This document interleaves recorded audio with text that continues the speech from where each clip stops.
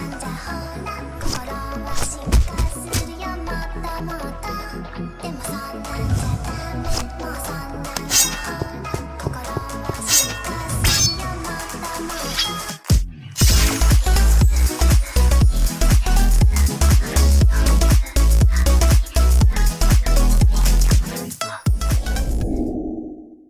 everybody, I'm back, and today we are finally going to enchant some gear. Yes, I'm sorry, but that means I might start dying less, which is good for me.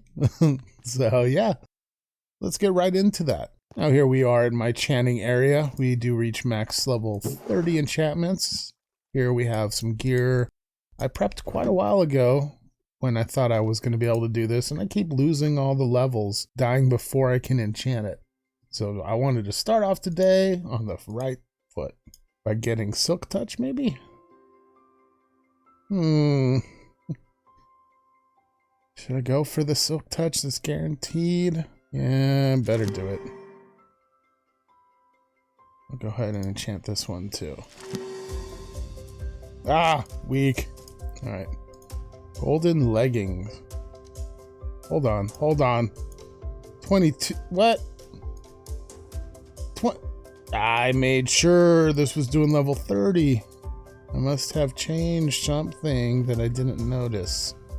Okay, hang on guys. I'm gonna fix this.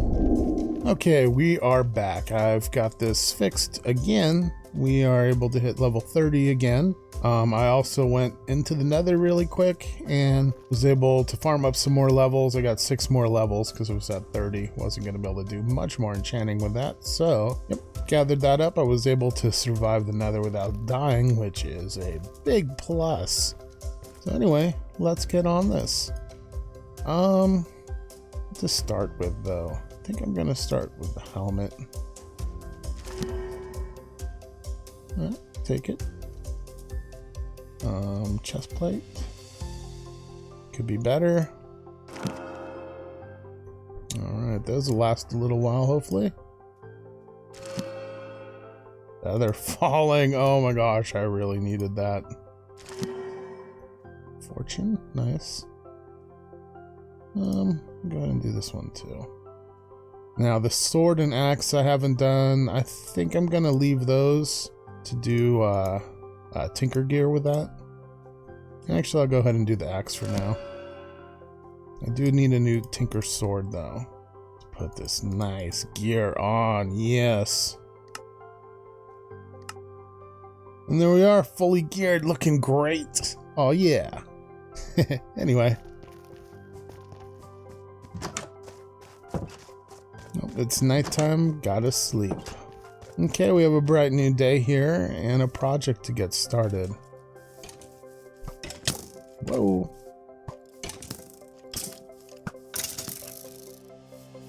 That's right. Okay, so I have a little area set up here that I'm going to do my next little build in. This is more of a utility build. It's a farm, a villager farm for wheat. It's gonna handle. I'm gonna need a lot of wheat for trading and stuff, so I figured this would be a good chance to get another farm in. Here's some of the material I've gathered that I know I'm gonna need. A little more. I think I'm gonna start out with just getting a basic frame down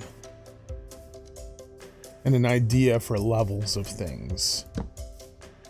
So like what I mean is, if this is one of the corners, and that's a corner.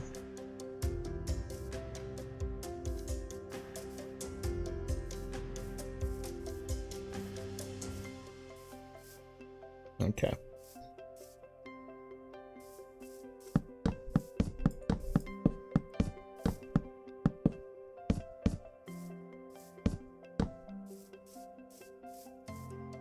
All right.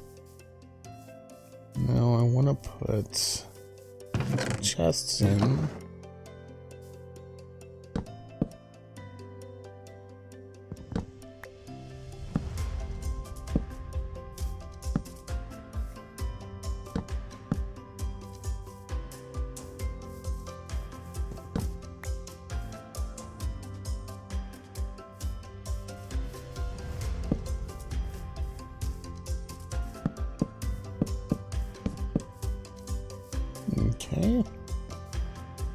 that's what the layout will be. I'm gonna need to go one higher in the chest. Oops.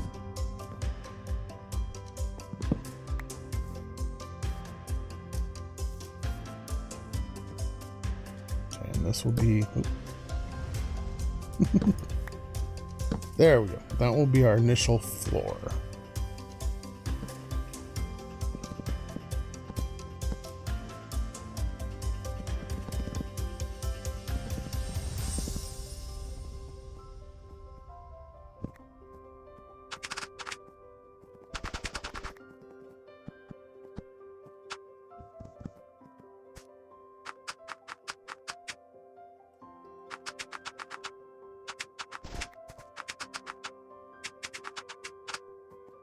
Now this is a standard villager farm. I'm not sure who created it.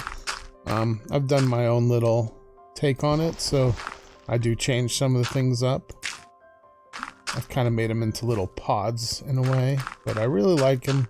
They work really well, and I'm gonna need it.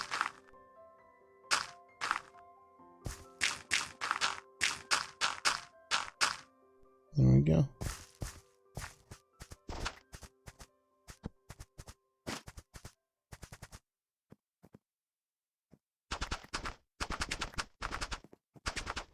Okay, so it has been a little while since I've made one of these. Got my order of operations a little backwards, but we're gonna get that fixed right now.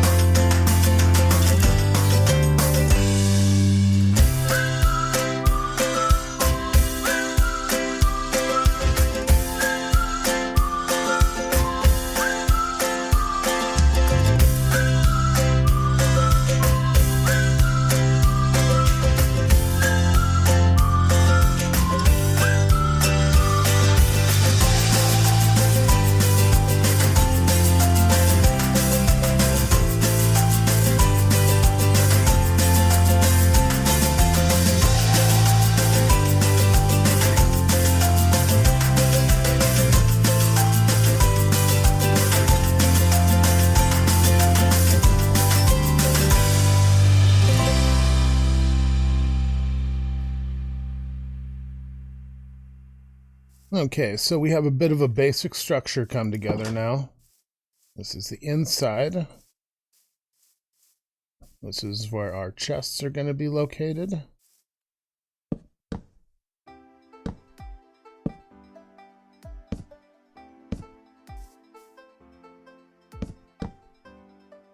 Ooh, I do not have enough chests. Okay. And over here, we have this ladder. It goes on up. Here we will be able to access the minecart hopper, which goes back and forth. We can stop it if we need to. We can check to make sure if it's moving from this little portal here. And if we continue up, this will be the main area of the farm. So this will all be tilled and growing wheat. I'll have a farmer in here, and he'll be producing mainly wheat, but also some bone meal and some seeds for us. The next step, we gotta get a bit of a cover on this so that we can see him, but he can't get out.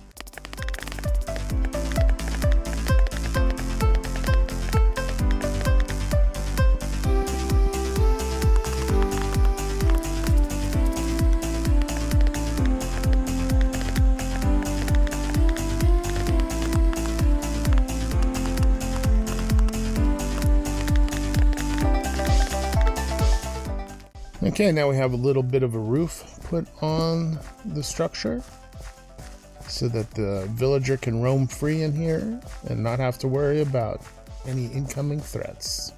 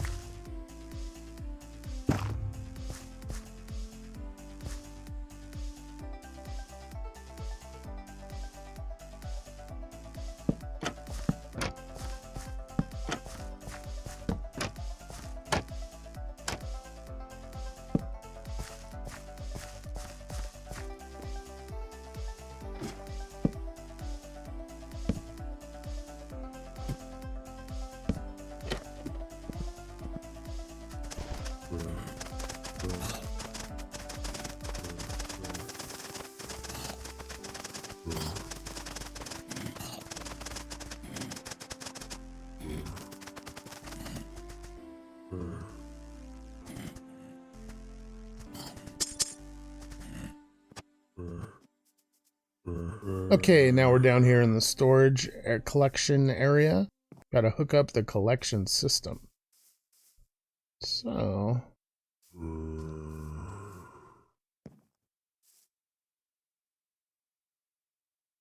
oh no, I did it wrong.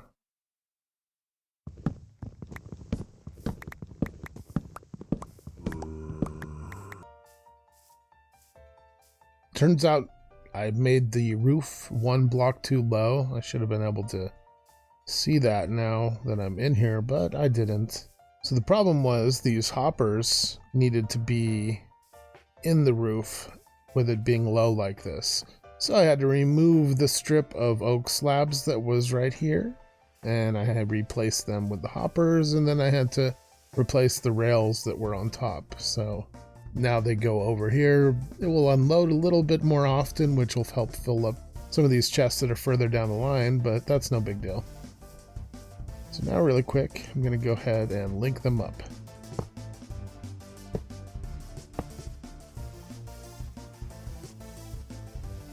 And I'm going to close off this extra space just so we get no funny business going on in here.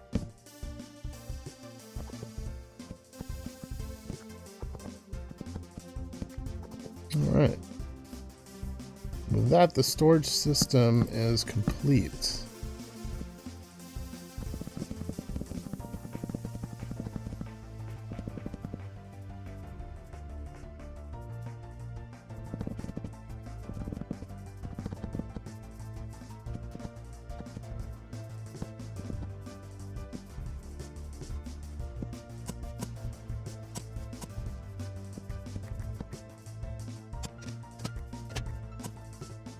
Okay, now we have the bottom complete for the most part, besides like decorations, of course. We have the storage system is all hooked up.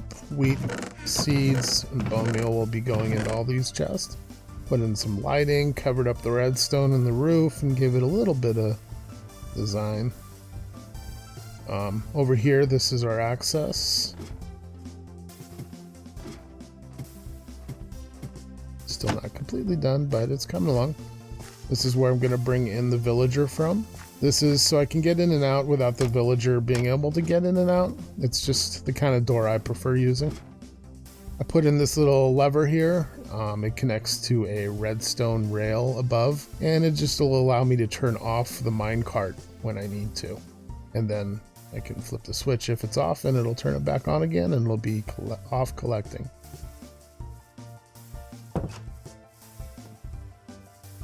Here's where we're currently looking outside. Still leaves a lot to be desired than just the general look of it all, but it's coming along. It'll get there. Okay, things have really come along. I've got the basic structure done besides general decorating. You can see that side of it. Little overhang. It's got its general lighting completed. This is where I'm going to bring in the villager. I have my lucky block of emerald for that. See inside here. A little better decorated. It's not done yet, but it looks nicer than it did. So why don't we go get a villager? Now the other night I was playing and I was over one of the entrances to my base and I suddenly started getting attacked by a bunch of zombie villagers. I came back here after I cleared them all and looked, and yep, there were definitely a bunch of villagers missing. We didn't lose them all, and I still have the ones down in the hole there, but I did lose a bunch of them.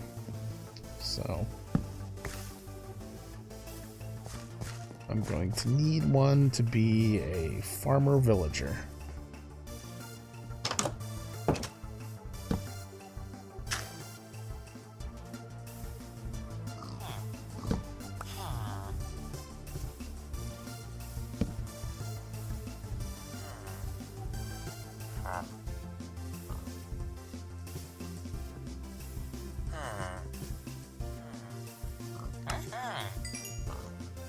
Perfect.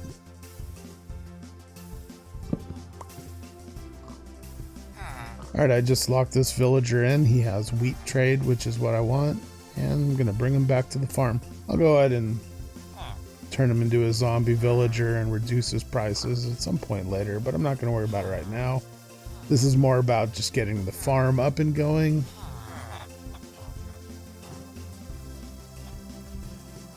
This emerald block makes this so much easier.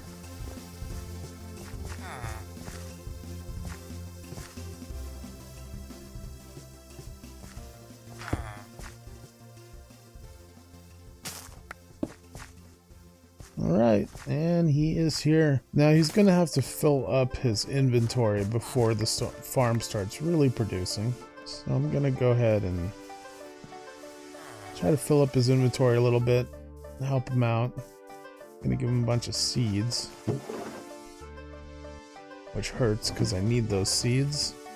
But I have another plan to generate all the seed I'm gonna be needing.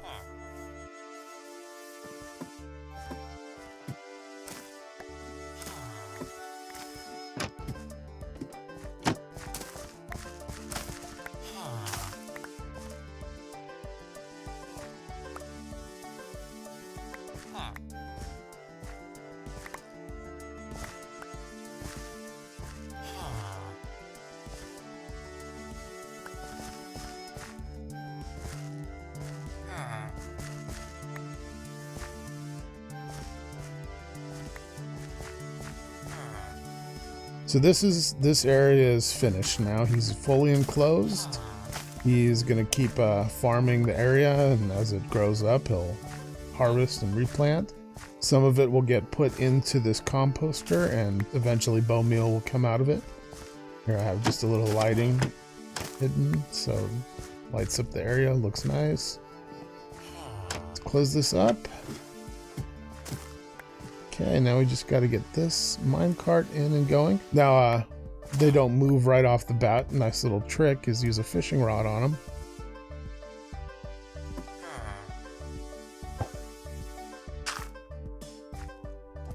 There we go. Now we've done a little bit more decoration out here at the farm just to make it look a little bit nicer. I'll still be doing some touch up here and there, but as you can see, it's a little bit more pleasant to look at now.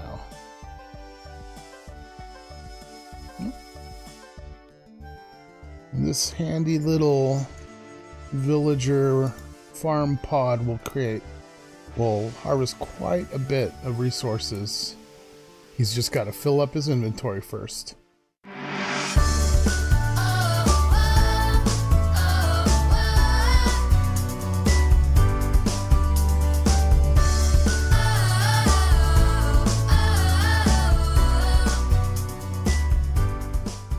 Now I've got something else I want to do today, but before that, I have made some changes throughout the base since I last recorded, so I wanted to go around and show you some of the things I've touched up. First off, over here, oh yeah, I put in a little bit of a lake, or well, more of a pond. Some fencing, just get some lighting around. Bushes, because you can't go wrong with bushes. This is a little seat I often do, but this time, because of Create, we have seats, so it can actually sit here, which is nice. Can relax. Get a good feel for the place. Over here, the tree farm. Not really sure what I want to do with it yet, so I've gone kind of open area feel. I've put some logs laying around the area that have yet to be processed. Some have, with like this stripped one there, but yeah.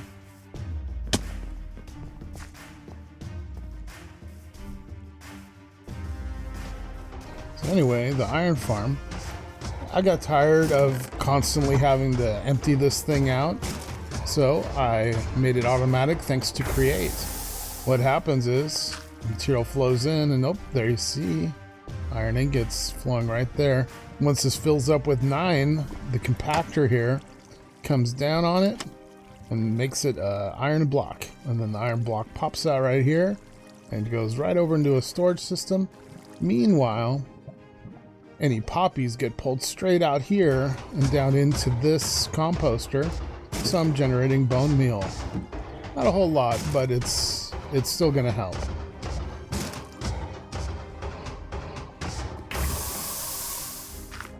You can see, well, bone meal went through. Oh, and there's the compactor. And here we go. This is how much is gathered since I installed this system. Now what happens when the iron block is ready to pop out here, it hops onto this conveyor belt and goes over here. And encased right in here, I have just a little bubble vader with another water stream. Old school, but it works. And up in here, I was also having that same problem of constantly having to pull the material out of that chest. It filled up so fast that it would become annoying. So what I did is I just added on a little bit of a system. These are diamond barrels, so they hold as much as a double chest. And yeah, since I've let it go, this is what's been gathering. Now I pull gravel out, and I toss the gravel in here, and that gravel generates sand and then also some clay and flint. So I do still kind of keep processing it, but now at least I have a little more room to store things before I have to deal with it all. Oh yeah, the mob farm. Mob farm has been working great. I've been slowly slabbing the area below me to cover any chance of spawns happening. But yes, it was a mess to film, but it came out okay. Here you can see an idea of what we're gathering. This poppy was from a iron golem that died. Then over here,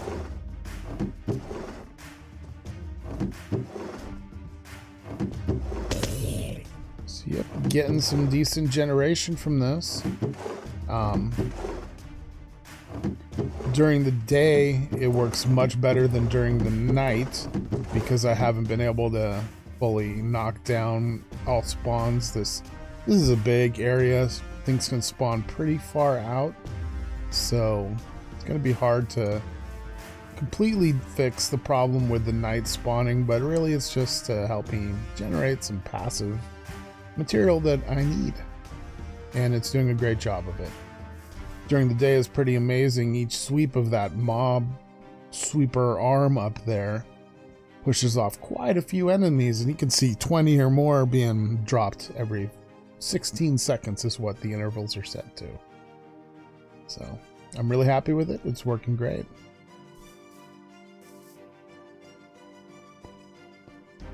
Stepping down the mine, here you can see the covered area. There is a lot of covered area, covered with slabs, I mean, just to keep spawns down and reduce the amount of torch spam that I have to use to light up the areas. You have 1,000,000 torches in an area, it's going to cause some lag. So I like to slab the area. There's the elevator over there.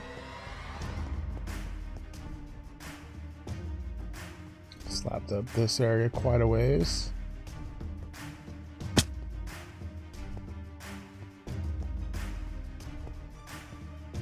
Still haven't made the slime farm, but it's getting close.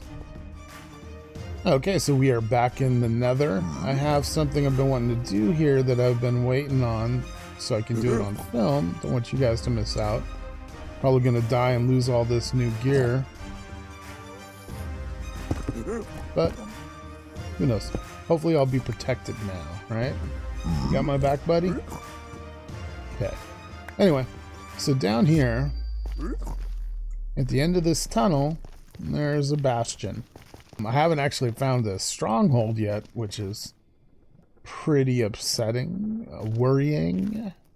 But hopefully I come across one pretty soon.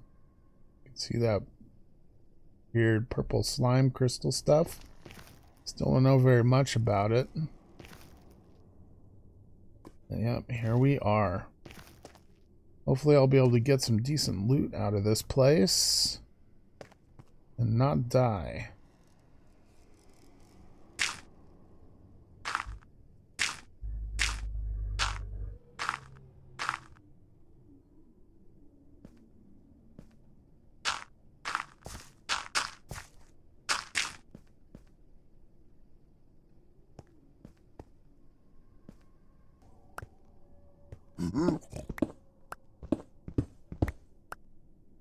Ooh, there's our first chest. Almost didn't recognize it at first. We have the Quark chests. I'm hearing some piglins around me, but I can't really tell where. No piglin brutes seen as of yet. Hopefully I don't see any.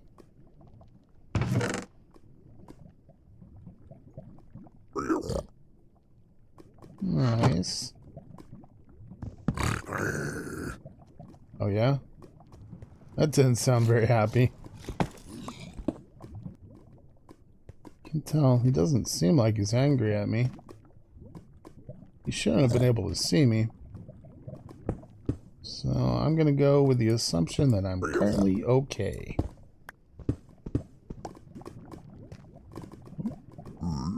Nice. Take all the chests I can get in here. And definitely some gilded blackstone. Ah.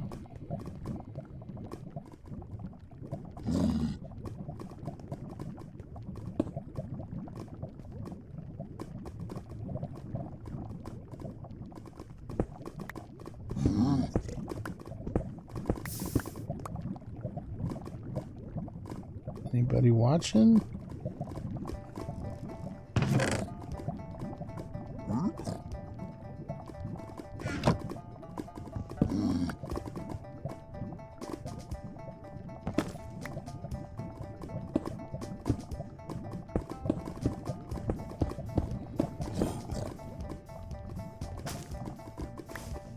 Nether wart. That's awesome. Pretty sure I don't have any nether wart just yet because I haven't been able to find a stronghold. So even that single nether wart is welcome.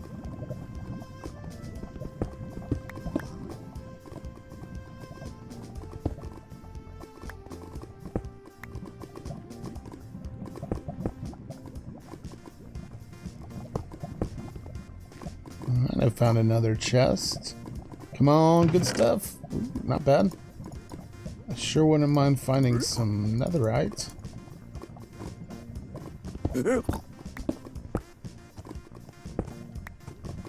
Oh, you scared me, little guy.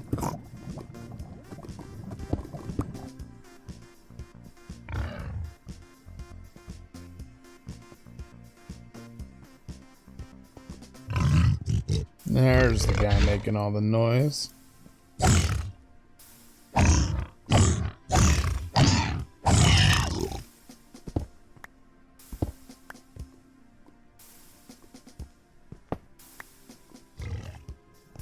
Okay, I'm gonna go ahead and try to cross this gap and get into the main, really dangerous part of the Bastion.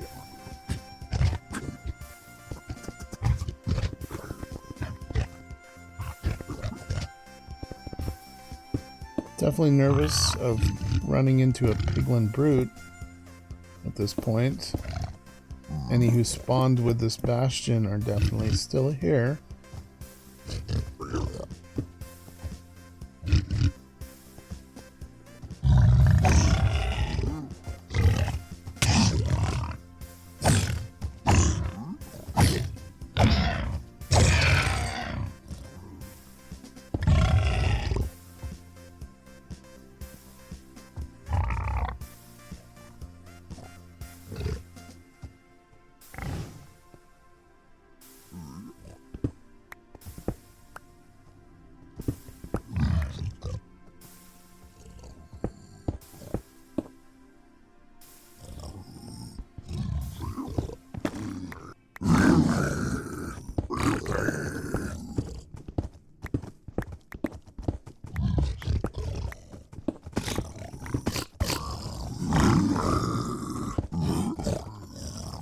Sorry guys, you startled me. Didn't mean to hit you. And now I feel like it's on. Oh no! Oh no!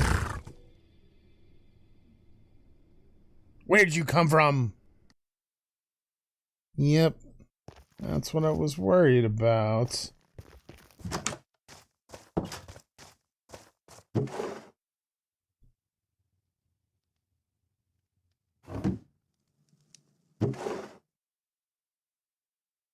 Need a shield. I lost my shield when I lost all my gear.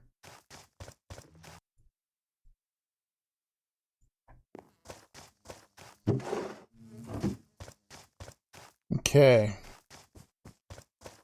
Let's go get my gear back.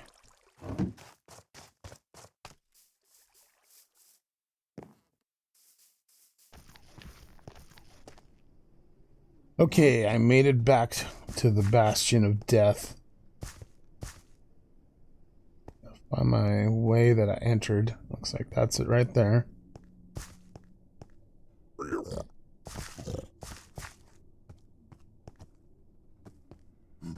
Hey guys. We're all friends at the moment.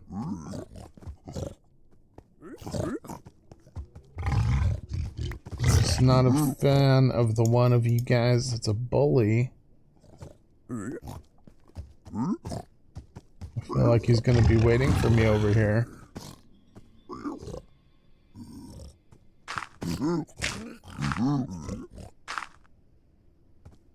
Okay, I can see my stuff.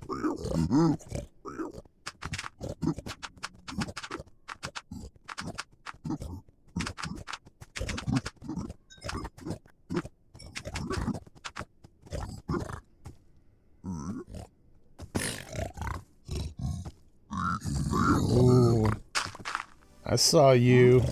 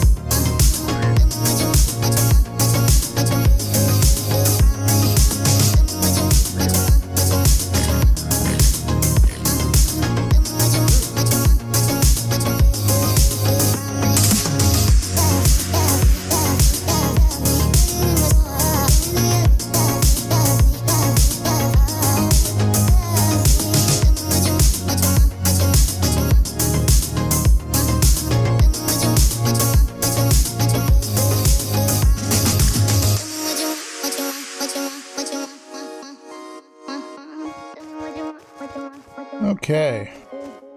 We have made it back from the Nether and all those deaths. I got, I believe, most of my loot back, but I did lose my awesome new diamond helmet that I enchanted. I finally left because I got too much loot, couldn't hold anymore. I got this cool piglin brute head, which is interesting. See there, a piglin brute. Let's see if it looks like a piglin brute. Nope, looks like Steve. Interesting. Go in the head box. Gear-wise, I picked up those soul speed boots, some other golden stuff. I believe that diamond chest plate. Yep. Got a new shovel. Got a new diamond axe. Put that in there for now, so I don't have it when I need it. Let's see, I've got some golden carrots, some gold, 6 blocks of gold, a golden apple. Golden apple can go here with the others. Yeah, more than... I'm missing some golden apples. Probably just have them in 2 separate places, no big deal. Got some magma cream. A little bit of black stone. Oh, I did get 1 ancient debris. That's right. Gilded there. Well, folks, it's been an exciting day. I did get some work done and got that villager farm, wheat farm done. So that'll be nice. Start generating some wheat, so at least I have bread, for one, if I run out of food. The trip to the Nether could have gone better. I did successfully get out of the Nether with most all of my gear and a bunch of new loot, so that's awesome. And there's still a whole bunch more to go from that bastion, a whole bunch more loot to get. I did kill off most of the brutes, I think, but who knows, there could still be more hiding in that evil place. There are probably 2 other, at least, bastions that I have available to me that I haven't touched yet. Still no stronghold, but hopefully we'll find one of those soon. Anyway, that should be it for today. I will be back recording tomorrow, but this session is done. Later, guys. Hey, everybody. Maya from Maya Quest here. It's a new day for me, and I've got a couple projects planned. Last night, I did quite a bit of work around the place, preparing some things, over-preparing a few, well, one thing in particular. We'll get to that. I've done a little bit more decorating. Oh, and there's some news on the villager wheat farm I made in the last video. I made it a little wrong, and we're going to go over some of the fixes I did to make sure that you won't run into any problems if you try to copy what I did. We're going to go take a look at that right now. Coming out to the farm here, I've decorated a little bit more. I've worked on lighting up the area. Hasn't been running very long. I mean, I put some wheat in the floor just to make it kind of look like it's laying around. We're generating a little bit. I haven't been really here for too long since it's been generating properly, but so here you can see the cart going back and forth. I had a problem with the cart. I set it up a little wrong. See the powered rails here? If you look in the previous video, I'd only had 1 strip of powered rails going right there. I had to replace all of the others with powered rails except for the corners where they make the turn. And now it's running properly. You shouldn't have any problems with this setup. Up here, something I like to do to help this little guy over here out is add some bees. The bees should help pollinate. It's not really pollinating, but they're technically bone mealing the wheat here and helping it to grow a little faster. So I got 3 bees up here, and then I can grab some honey or honeycomb from them occasionally too. If you put the bees in, you want to make sure you give them a couple flowers so that they can do their business. Their business. Who hates me now?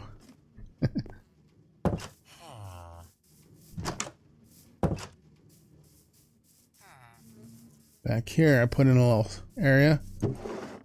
Got the clippers and the bottles. Actually, I'll try out the bottle this time. I put this little ladder in here, and you can just reach it.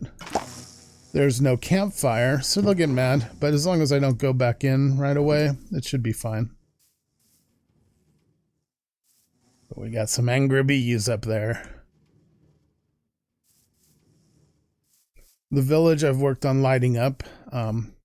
Actually, I made a, what is it, a mud or dirt wall? It's pretty interesting. You have to actually use cobbled brick to make it.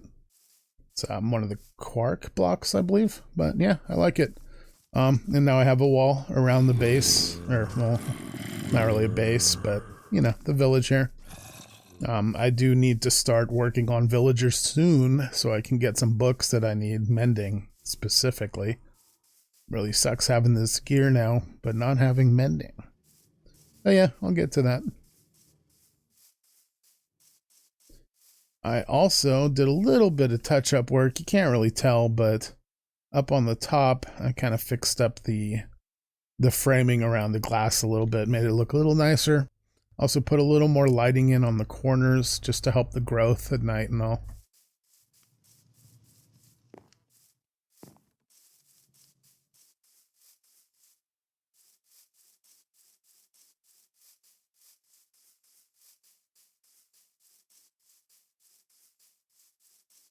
If we take our little ejector here up to the top,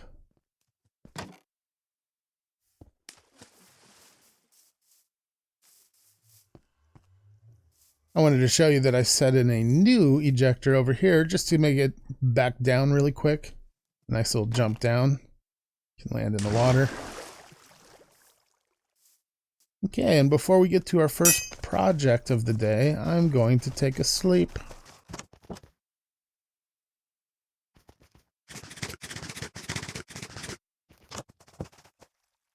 Okay, now you can see this little structure down here. That's what I put in last night to help prep for today's project, and I think I probably overdid it. I built more than I should have, so there's less actual project there to do today, but we'll see how it goes. And most likely it's not going to work right, so I'll have to fix it a few times and then get it figured out. But anyway, some mobs have died off. Let's go take a look at what I did. Hey, buddy. Gonna have to deal with these skeletons like a pro here. Ah! Hey! Stop it! Making me look bad. Ah! Pro. Anyway, back over here, I have a little bit of a cage set up, a glass cage. This belt here is just to transfer power from the back to the front. These are hiding lights. Got the windmill here. Let's go ahead and start up the windmill with an empty hand. And we see everything's going. Moving at a pretty decent speed here. We have it at -112. Oh no. Okay. Negative so that it goes backwards. We need to spin the opposite direction as it was. And fast, because we have some fans in there shooting through some water. And I want those fans to be able to reach all the way over here. To do that, they need to be going 112. More lighting. Here, I put in a little quick access ladder. Could be quicker, I know. To this little thing. I'm not positive this is going to work, but I really hope. So the create mod, it can do some amazing things. Among those is making these cool minecart contraptions that you can pick up and take with you on your journey. You can attach things to the minecart, all sorts of cool things. One of those being a spawner. I need blaze. Yep, I need blaze powder, blaze rods, all of that. So far, I have not been able to get to the stronghold or a stronghold in the nether. And there was that one little obsidian beacon thing that I farmed a couple blaze rods from. And so I went back there and I picked up, where's it? This minecart contraption. Let me just gather some things here.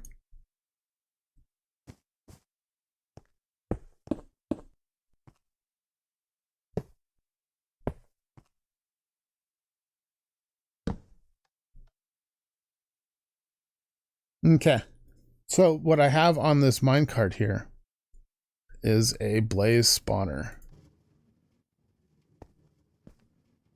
But I don't want it blazing just yet.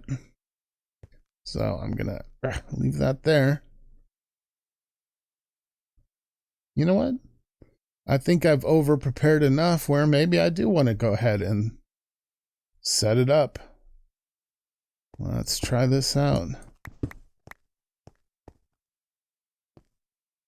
Come on.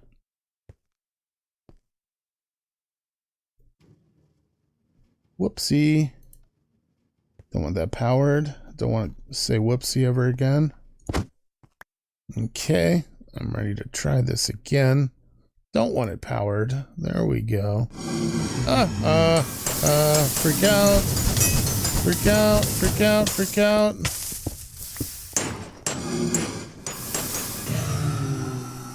Whew, got everything. Okay, I'm gonna need to get this filled in fast. It's working a little quicker than I expected there. I believe if I put it right here, this should work. I'm gonna have to switch the mode. Oh, that's not good. Maybe when I switch the mode. That's how you switch the mode. Is it that? Oh, that? There we go. Now spin it. Oh. There we go. Now I need to put a sword in its filter. There it is. And give it a sword. Somehow. Right there? No? Alright, maybe I better stop this thing for a minute. Take my sword! Oh, it's upside down. There we are. Perfect. First try. Okay, so they all died. Blazes take water damage, so the water is killing them. And this isn't on, so they're able to just get right out of their trap. But I believe with this on, nothing will happen. Okay, it appears... Oh, hey, buddy. Don't call your friends. Oh, is it working? Oh my gosh. I'm gonna die. I'm just trying to build. Did you hear about your buddy? Oh, come on. You did that.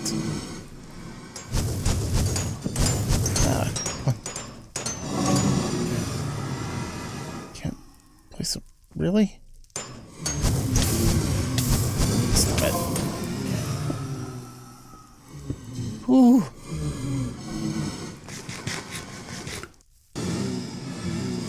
I fear I've made this wrong.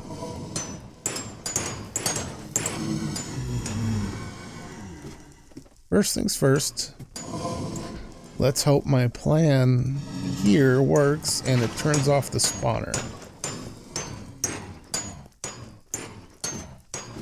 Next, I'm gonna turn this up one notch by turning it down one notch.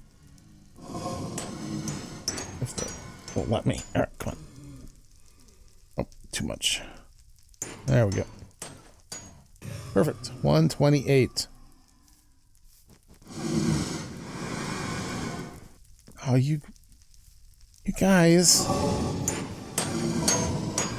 Alright, now. Oh. So that's too much.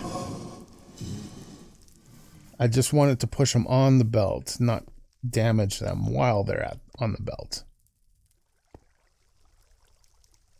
So back to 112. Oh, and apparently my pro plan to stop them from spawning didn't work.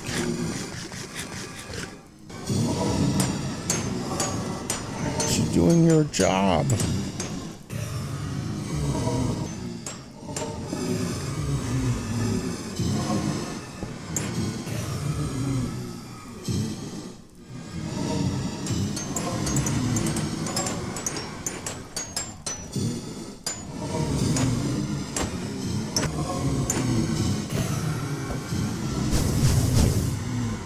Oh, you don't want that.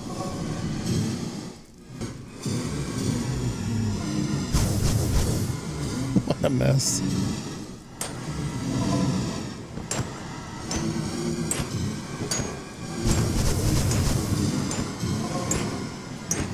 So I'm pretty sure it stops. Oh, wrong one. I'm pretty sure it stops working because its inventory is full. Oh, I need a hopper to pull it out. Okay.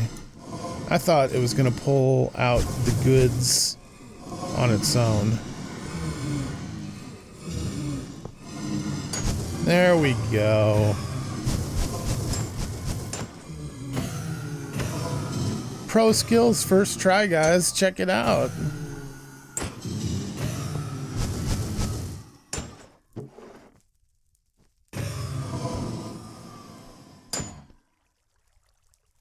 Those extra swords here are because this will damage the sword and it should eventually break, so it should have some spares. I hope they can pick those up.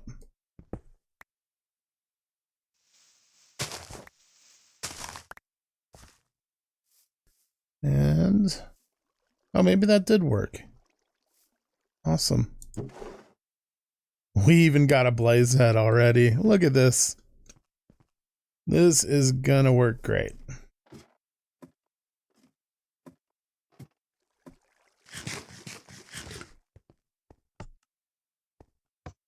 Hopefully this starts some spawning again.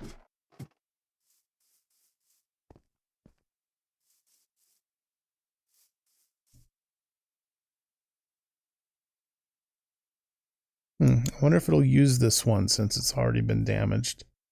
Guess we'll find out.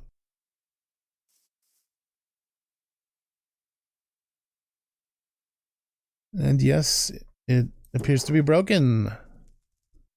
Nah, I doubt it's actually broken. Let's fix these belts. Can't be having that. This glass is, I'm kind of liking it. It's framed glass, as you can see there from Create. It's got a nice little look to it with the border. I want to talk to you guys about glass a little bit later. I have some concerns. Hey. So yeah, I said how great this thing was and it immediately broke. Maybe if I leave the chunk and come back, it'll be working. Let's check it out. Oh yeah.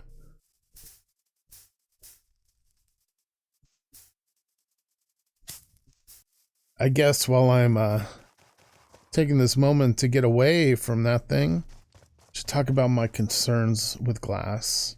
You guys may notice if I look up, it's different. I used that same glass over here, the framed glass. Last time I showed this off, it had blue stained glass.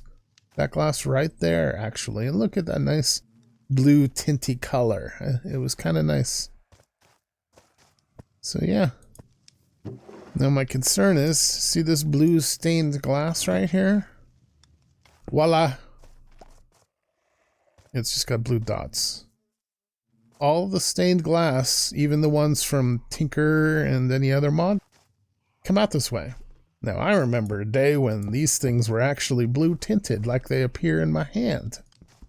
So I'm not sure what's happening. One thing that I believe is causing that, maybe causing it, is that I just switched over from Optifine to Sodium to try it out. And so far I'm really liking Sodium, except for the fact I lost my cape. Yeah, that was an Optifine cape. But yeah, I'm liking it so far, but I'm missing my colored glass.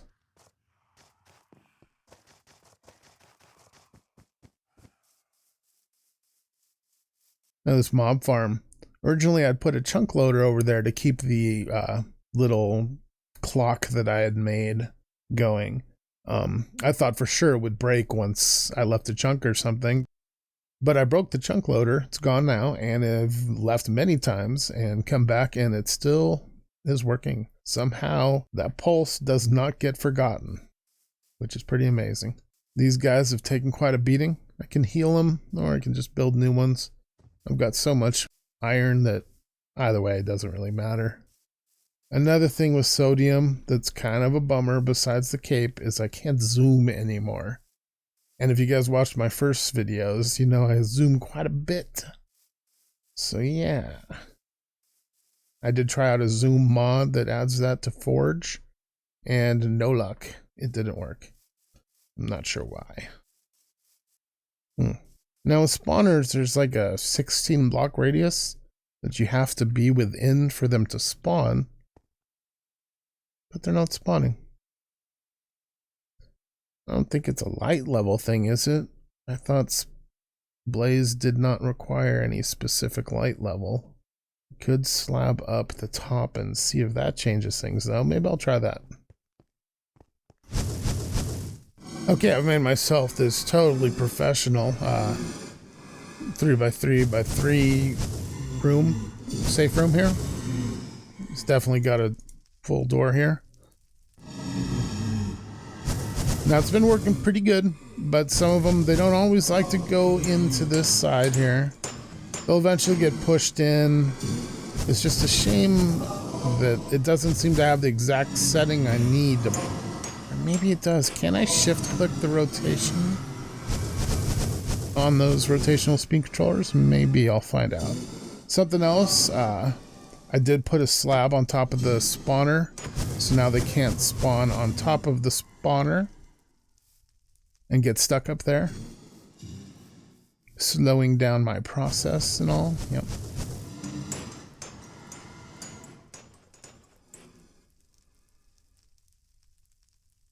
I can shift click.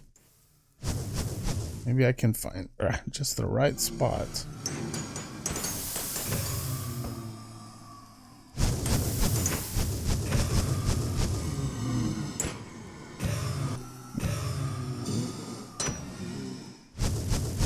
Shame I can't see the particles through the glass. See all that water blowing. Then I can tell just exactly how far it was going.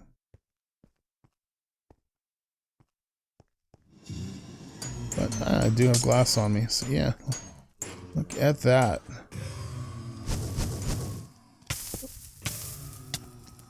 No, you don't. Oh, I heard a zombie. You guys, like, you always gotta call your friends. That's what sucks. Where are you? I know there's more coming. Except for this one time, right?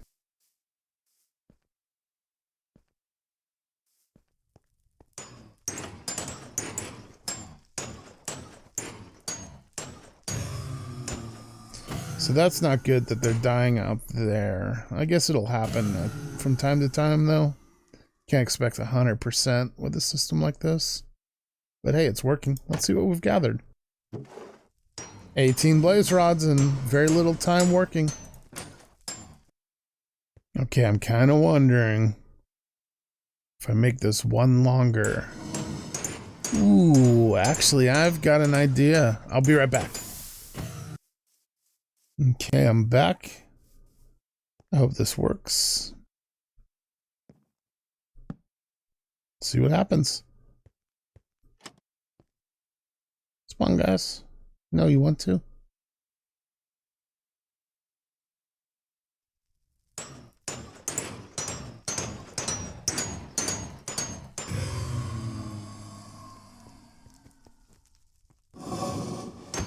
Haha.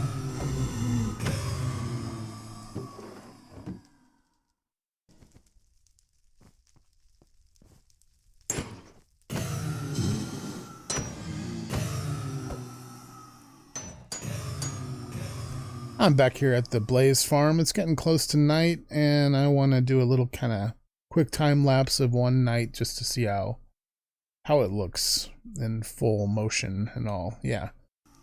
I had a little idea, and I tinkered around with it for a little while, and it ended up working. So I wanted to show you guys what it did. So this is great, right?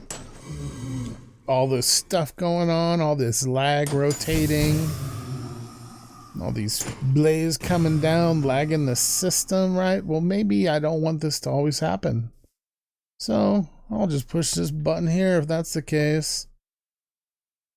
So we saw the water came down, which kind of stops blaze from spawning, not fully, but it helps.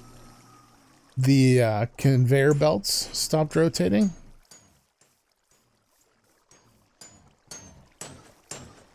Been turned off with wireless redstone. Got the deployer there, a little wireless system. So when the pulse comes in, it turns off this redstone torch for about a second, which gets this thing all spinning, which makes this deployer poke this guy.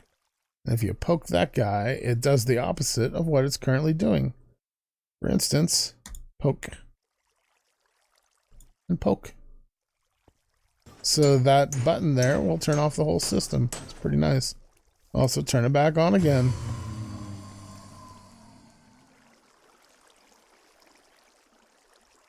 Pretty handy.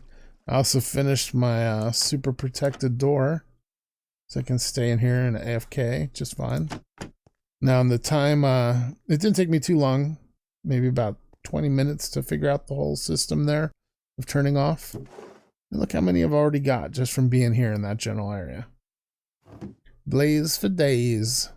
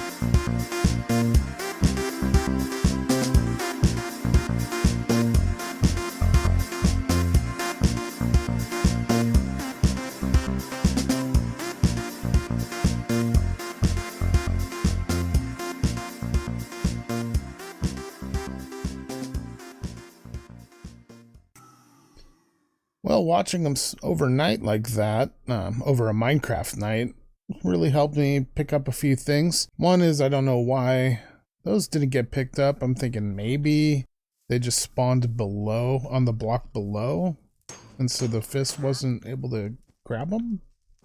But I find it odd that those would be the only ones that spawned below.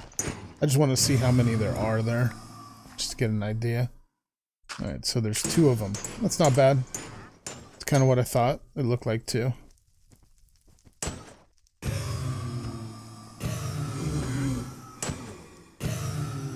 Another thing is, I didn't realize how lucky I got with the water damage. While it does kill some that get stuck in it for too long, most of them end up just right, tenderized, so that this thing will kill them in 2 hits.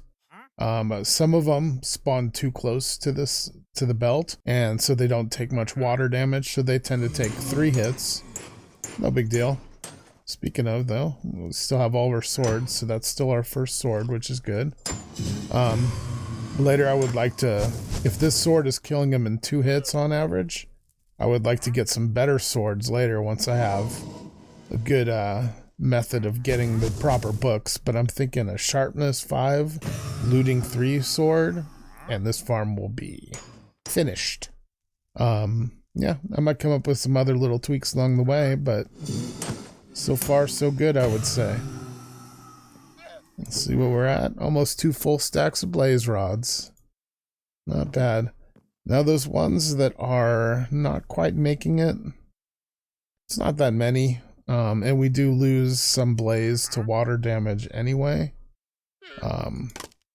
So maybe it's not that big of a deal, but I will think about it, and maybe I'll add a little system on it to pick it up. I'm sure Hopper underneath will grab them, so. See, sometimes they do float up and start shooting once they're mad at this thing. I'm thinking maybe I could put a trap door along the top here.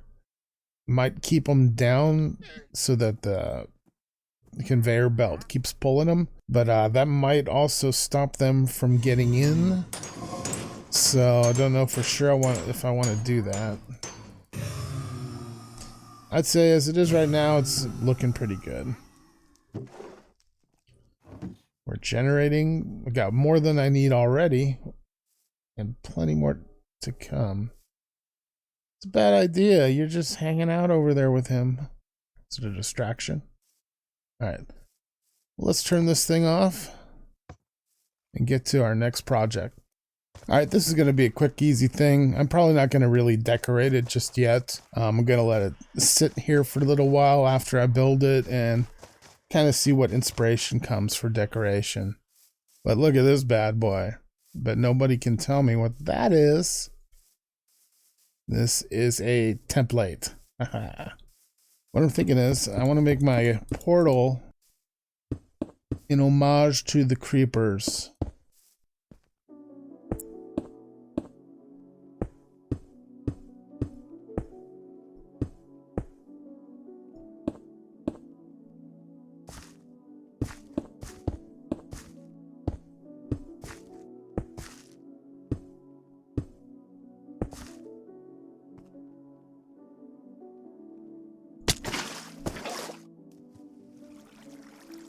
Nobody saw that.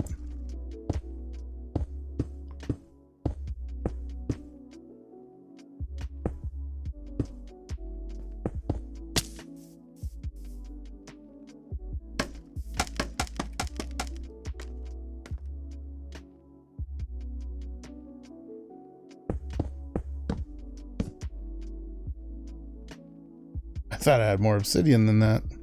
Or I thought it would go further.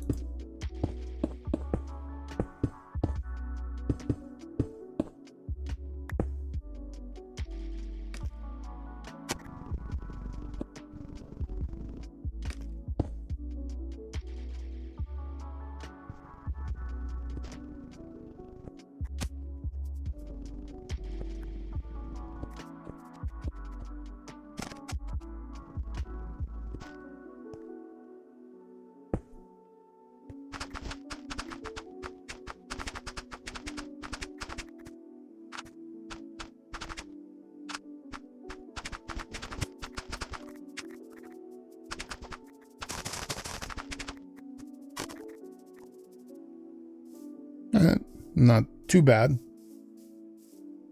Let's light this up and see where it takes us.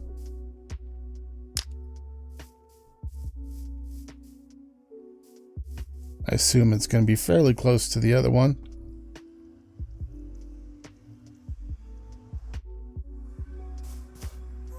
Yep, pretty close. Just under danger.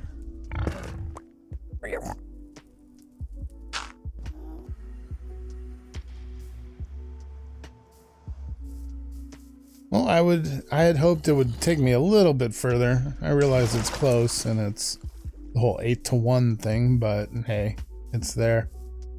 This will probably become my main portal that I use. It's right here at the base. Quicker access. And yeah, I'll figure out some better decoration for it, but there we go. The creeper portal.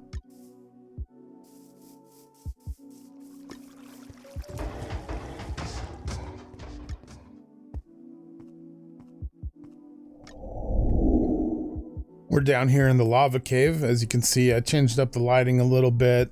Just trying to get rid of some of these, the particle lighting. I'd rather have lava lighting coming through. Yeah, not too thrilled about the design pattern layout yet. It is fairly symmetrical and all, but just kind of, it looks a little too busy. I think once I get this area more filled out, it'll really come together a lot better. But for now, it looks a little messy to me. This path right here I created last night takes us out to about the middle, not fully, but you know, well, maybe it could be exact middle, I don't know.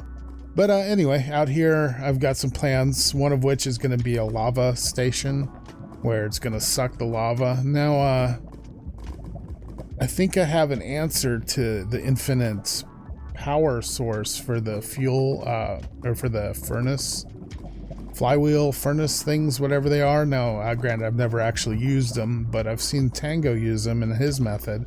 And he has that method where he pulls the ore in and out, which keeps it smelting, which keeps the fire burning in the forge pretty much, which keeps it powered.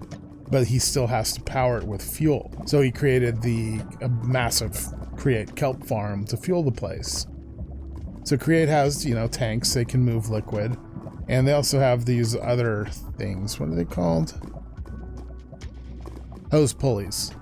So those hose pulleys, you can have them drop down into a water source, a liquid source, I should say, and they'll start draining it. I can drain the lava from here into the tanks. Now, generally, it would visibly drain the lava field.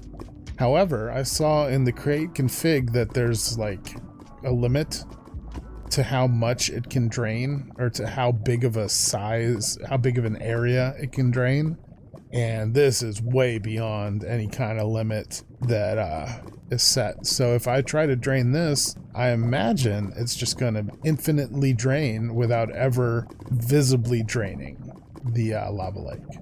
And if that's the case, then I can create an infinite lava system to infinitely power Tango's infinite ore burning system for his for the furnace thingy madoodle. Anyway, that's my plan. Might not work, but I've been thinking about it and I'm gonna try it at some point, but that's not why we're here. Since I lost all my stuff creating the mob farm by that ninja skeleton, I haven't fully re-geared. Granted, I do have some nice, well, some amazing armor now, huh? I'm better off than I was, let's say. I lost my sword and some other important stuff I needed. And that sword was awesome. It had beheading and it was this big old cleaver. I need a new one, so that's what we're here to do. But first, I see I left this thing full of junk. So let me clear this out first and then I'll get right back to you. Okay, let's get this cobalt cooking up. This is one ingot I had left over from my previous supply. I had all the other ingots turned into repair kits, so I didn't have any more cobalt. So this is the cobalt I farmed since losing all my stuff. Couple trips have been fairly prosperous in gathering them, so I think I got kind of lucky. Anyway, let's get this cooking. Okay, while this cobalt is, I guess, cooling, I was looking up other materials to use because I just wanted a cobalt blade. I wanted to make the rest of it out of other materials so that it had a different look to the blade. You know, it wasn't all just one color. And I think I've got an idea what I want to use. It's something I haven't seen before. Nether grout. And it makes a different type of block. This scorched stone, scorched bricks. And I'm going to use that scorched stone, hopefully, to craft this. I assume I need the stone. I might just need the grout, though. Let's see what the grout turns into first. Oh, that looks right. Scorched stone. All right, that's good.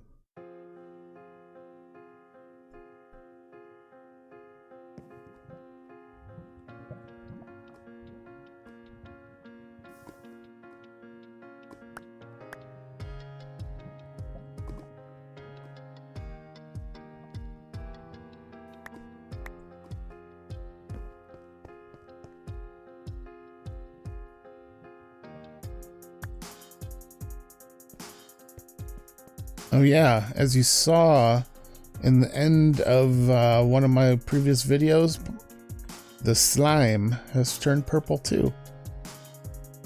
So it seems anything slime related has been corrupted by that purple power, whatever it is, and as well as the glowstones. So who knows, maybe it's something nice that is useful I can harness. Hopefully it's nothing to destroy my world. Gotta admit, I kind of like the purple.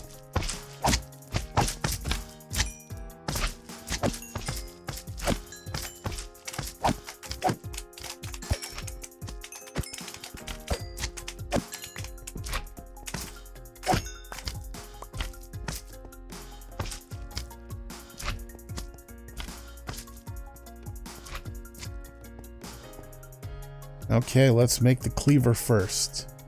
Toss in everything it needs.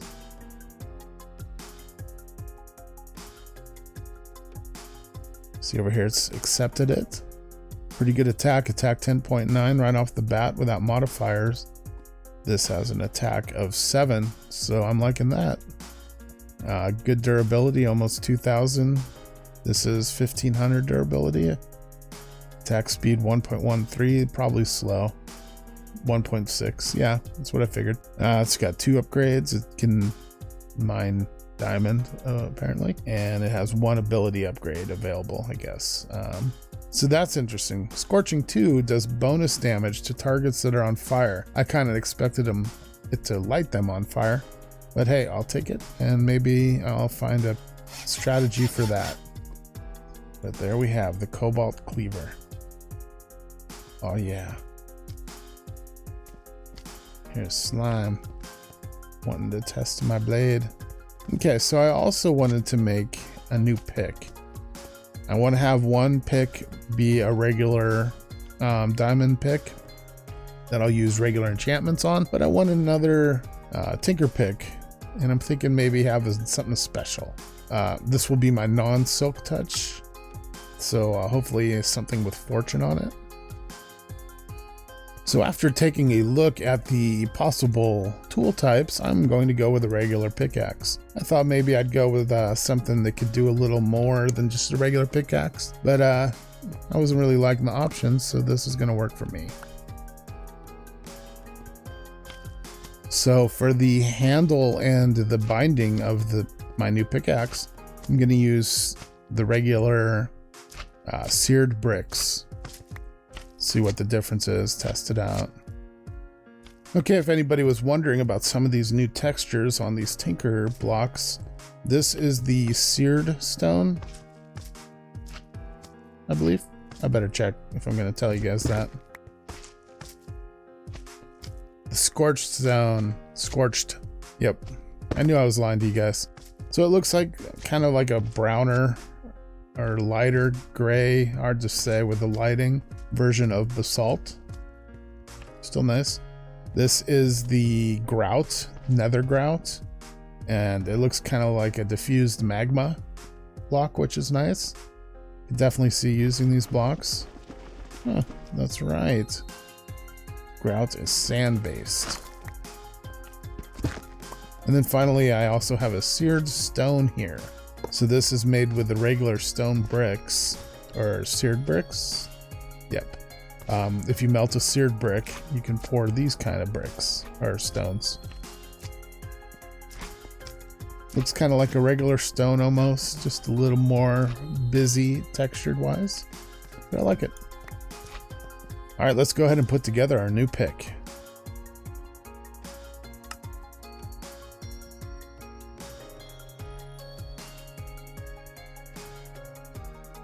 Okay, and here's the pick. There's everything about it. It's pre all of its bonuses and that I'm going to add to it, like a diamond and an emerald and some haste probably and luck. But yeah, the main takeaway from here is the searing.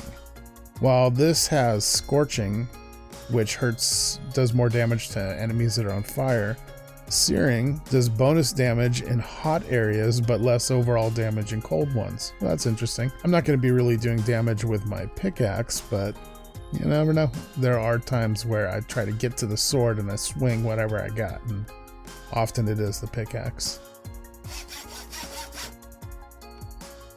Now the rest of this cobalt in here, got a pretty good amount. I'm going to need that for repairing these tools, so I'm going to make repair kits out of that. That's boring and time consuming, so I won't bother you guys with that one. So I'm going to get ready and wrap it up for this session. Before I go, I want to try out my new cleaver on the slime making all the noise over here.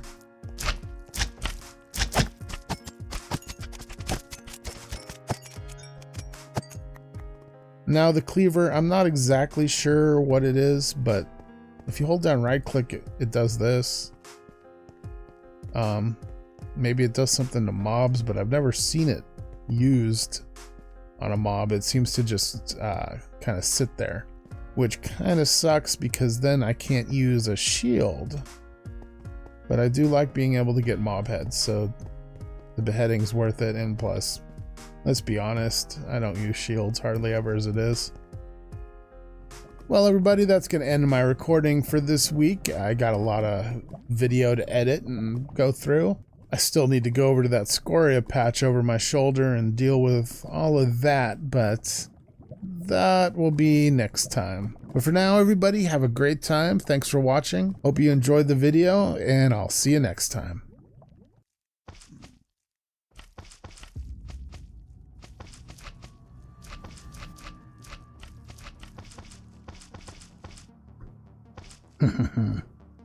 Yes, this should be just right. Fool thinks I'm his echo. He will become mine.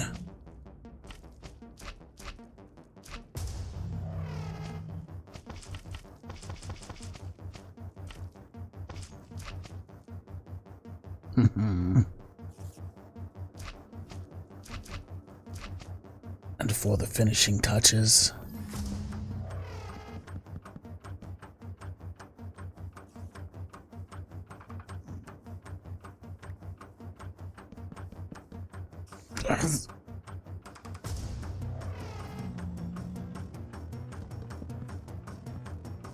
damn seat, let me go. It seems the piglins can sense what's happening. Now, to heat this portal up.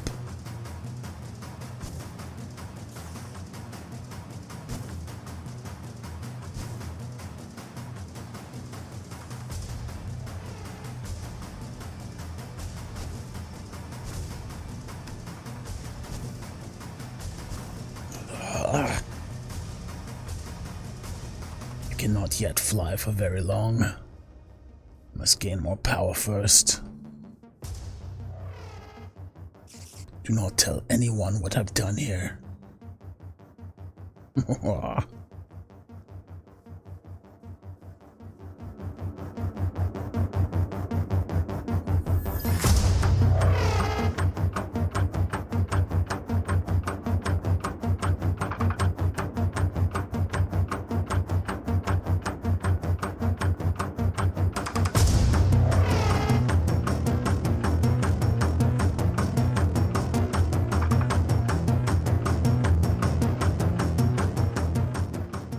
Hey there, everybody. Maya from MyQuest here. I'm back again, and I'm here inside my little bedroom area. I've fixed up the bed a little bit. I'll show you guys in a second. I've got some things planned for today, but as usual, I've done some stuff off camera, and I got to catch you up on all that. Nothing too serious, but let's get right into it.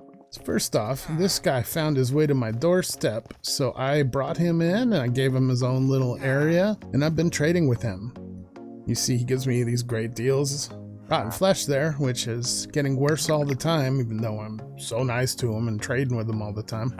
But yeah, anyway, he's been great. I've been getting tons of emeralds and bottle of enchanting from him, and just levels, getting experience levels. I spent a lot of time enchanting bows until I could get this infinity bow, and then I combined other good bows that I had gotten to make it a pretty awesome bow. So that'll help me a lot, I hope. Yeah, I thought this guy was fitting in here. Got a roommate.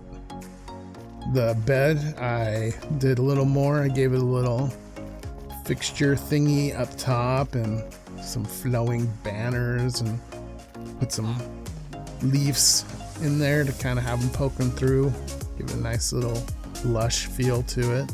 Extended the posts up, and I put these little seats in here, help accentuate the bed nicely, I feel. Yeah, let's step out here. Now, I'm sure you guys saw the end of the last video. Apparently, Mr. Echo stepped by and did something to my portal. But look at this. It has gathered piglins, and they're all just hanging out now. I don't know if they're angry or what. But here they are. They're on both sides, and yeah, you can see bits of the nether have started kind of seeping out through the portal. Rather odd. Not quite sure what to make of it yet, but hopefully nothing too serious comes of this. So you may have seen as I was leaving the base area here, I put these seats in here. Now I've been trying to come up with a good way to protect the entrances to the base. And since they're open like this, it's hard to keep mobs out. Generally, when I'm in the center over there, mobs won't aggro me, but if I'm off to the sides, they tend to want to come in. And so I've tried some different methods. For instance, you can see underneath this, there's the double scaffolding, which really doesn't work anymore. I don't think it's really worked right since at least 1.17. But yeah, I put it in and tried, and it still didn't work. So with this, mobs come in and they get caught and automatically sit down, and then they're just sitting ducks here waiting for me, which is great. My roommate, I found him in a seat right over there.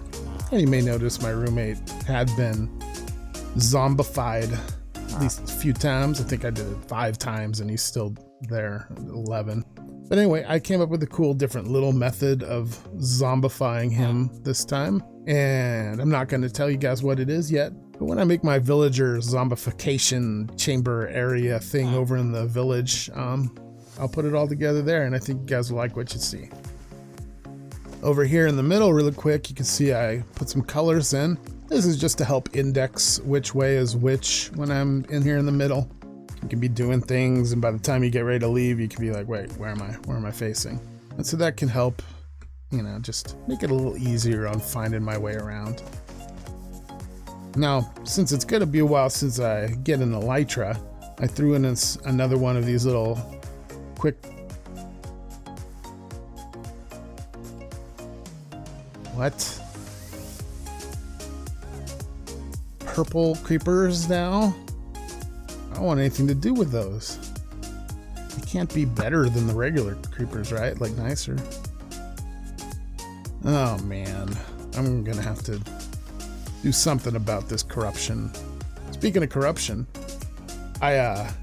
well, my save got corrupted somehow, and so I wasn't able to film for a couple days trying to fix things, and it was just a mess. But I've got things back together, and the world seems to be working fine now. So fingers crossed that everything stays okay, at least with my save files. As far as these purple creepers and all the other stuff, I don't know. But anyway, so here, it's a little bit different of a module. Right there we have the switch to turn on the power. It's got a magma fan powering this. So it's slow to reload, but it's really easy to create. This is that little channel. You can only make these with Quark, otherwise I'd probably waterlog a chest or something in these, but it's for landing. When you come in, you splash down and land. Little catapulter. And we're over at the spawner. Came over here really quick to show you guys I decorated a little bit more. Put in some more lighting. I turned this around so that you can see in easy without the door blocking you. So I put the trap doors here above the conveyor belts on that ledge that was holding them in, and now the lasers are still able to get onto the conveyor belt just fine, but they tend to not jump as much. And if they do jump, the conveyor still can pull them. So let's see if this guy tries. Nope, nobody's trying, but it does work better. If you guys trying something similar, I suggest the trapdoor above method. You'll see it's a two-way system. I can go both directions. Oh yeah. Over here, I made friends with the wandering trader. He's had some good things. I still got to get some hermit heads from him, but some things I need. So it's been cool. His trader llamas didn't make it, so I tamed a couple of my own, and they're hanging out with him. And this is a nice little peaceful area where you can hang out with this guy. They never leave. They're always here to chat if we want. So yeah, I really like this little area here. It came out looking kind of nice. Now if we go through past the mob farm, a lot of this is just decoration to help hide lighting and fill up areas and keep mob spawning down. But over here, where we had our little farm areas, still hasn't changed much. I know I'm going to need turtle eggs very soon for my gold farm, so I went out to the ocean out that way, and I found some turtles along the coast, and I bred them up and got some eggs from them and brought them back here and created a little enclosure area for the turtles. This one, kind of a loner, usually over in this pool all by himself or herself. Don't really know. There's a little cool little raised platform where they can come and hang out. Now normally they seem to be more active and are all over, but right now they're all swimming.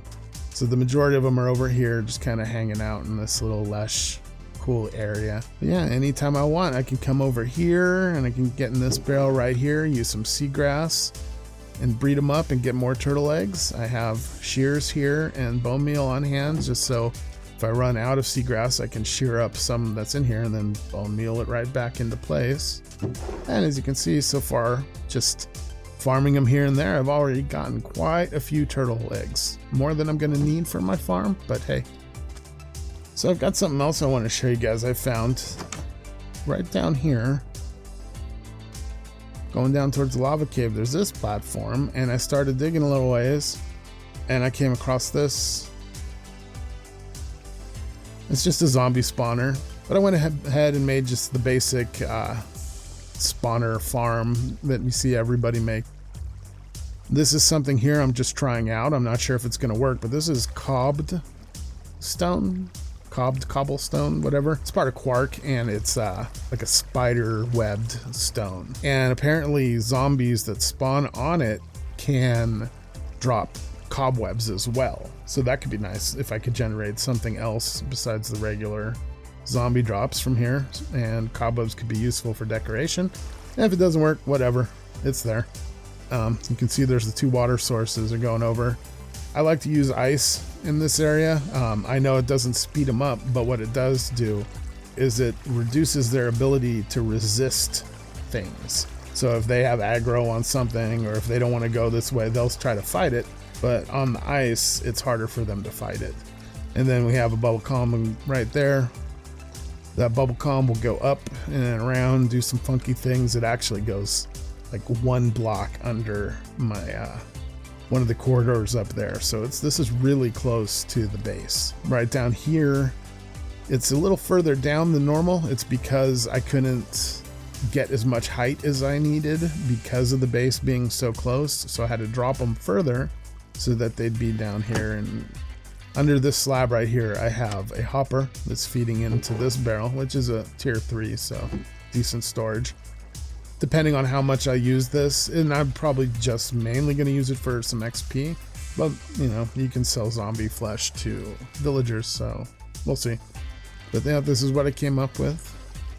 Just a basic little design. And you know, while I'm here, I've been waiting. Why don't we go ahead and finish this up? There it is. I've got some glass to go here. The lighting is far enough back where I believe it won't affect the room at all, but if so, I can adjust it. There's no lighting in here. It's all slabbed up, so no spawns can happen. All I should have to do is remove the lighting, and it should be good to go. Let's see. Is there a smart way I can do it? Probably not.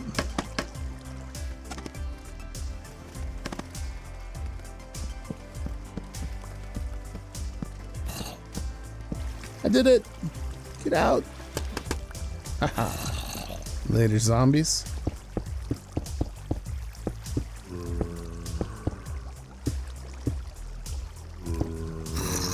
So now I'm gonna AFK for just a minute, and we're gonna watch this, let them build up. So there's gonna be a big group of them that I can kill all at once. So let's see how well this spawns, and I'll be back in just a minute.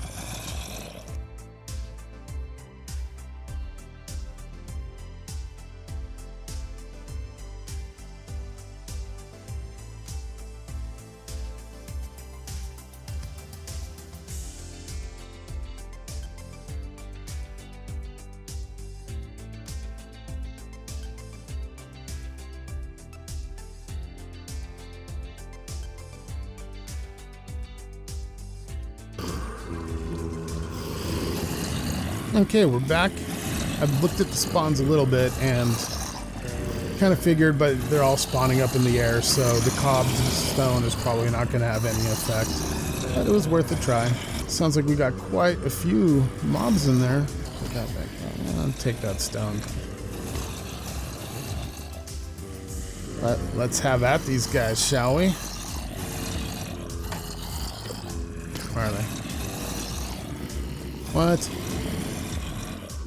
Okay, maybe I should have tested this first before I was bragging about it. Are they up there?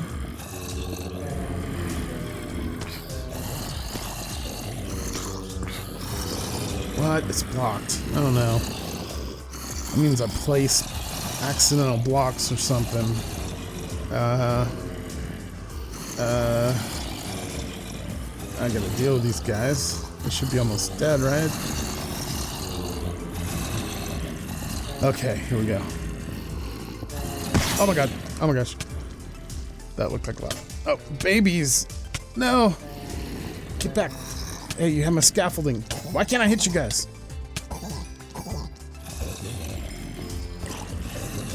Okay. Relax, I got this. Killed the fast ones. Alright, this is okay. Well, now they got my gear. I killed a good amount of them there. Hopefully there's not that many left. Going in with just a sword. Better not run off with all my stuff. You look fancy. Another baby?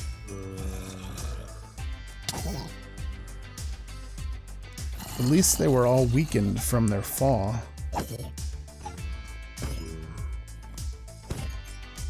you guys, you left all my stuff. That's so nice. Okay, that wasn't too bad. Little zombie catch there. Oh, I better get this put back together, huh? Is that right? No. Alright? That's gotta be right. No, needs one more though. Little baby could jump through there probably. And I didn't leave a sawmill thingy down here. Oh, perfect. I thought of everything. Ah, the baby already. Really? Alright, chill guys. Alright, we're good. Well, that was a sketchy start to this, but it is working. And that's really all I can ask for, right? So let's go ahead and get on to our first real project of the day. Okay, I've got everything that I'm going to need, I believe, for the project. So let's head up to the Nether.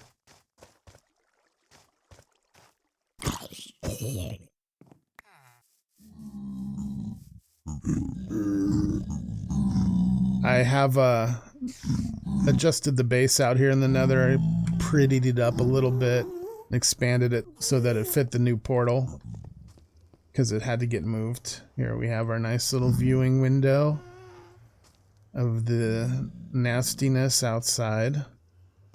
I've got doors everywhere on this thing. Yeah, it's pretty safe in here now. We're going up here. You guys may remember some episodes back, I showed you guys this spot. I'm finally ready to get this project started so I can get a bunch of other things started that I've been waiting on. What I gotta do is I gotta break that bedrock block so that I can get up and down from the nether roof to down here and back and forth and all that. Alright, so I'm at 58, 109. So what you gotta do is you're supposed to point the ender pearl right at like the very top pixels of the ladder, if I remember right. It'll pop you through. You might have to jump a couple times or something to get through if you get stuck, but it should work. So fingers crossed. Let's try this. Oh yeah, it worked. Okay, so we need 58 and 109. There we go. Okay, so right here is our target. We need to break that block. Now, it's been a while since I've done this, but I remember it's not easy. It generally fails a lot and will eventually work. So, I want to put a barrier there, and this needs to be a piston. And then I believe I want TNT. And I need a lever there and a trap door there. I use the trap door to get into fly mode under there, or crawl mode, whatever you want to call it. And from down there, I'll click that lever, which gets this TNT started. So it's going to blow. And then I look over here and I want to click, it's right at the edge here of the obsidian. So the piston will push up. And this part of the obsidian will be exposed, and I'll want to click right at the edge and spam click another piston. And the idea is it all blows up, and somehow magically, if the piston's placed back down, facing up I believe, the hole is there. I'm going to bring in Maya Cam so I can get a better view of this. Hang on guys.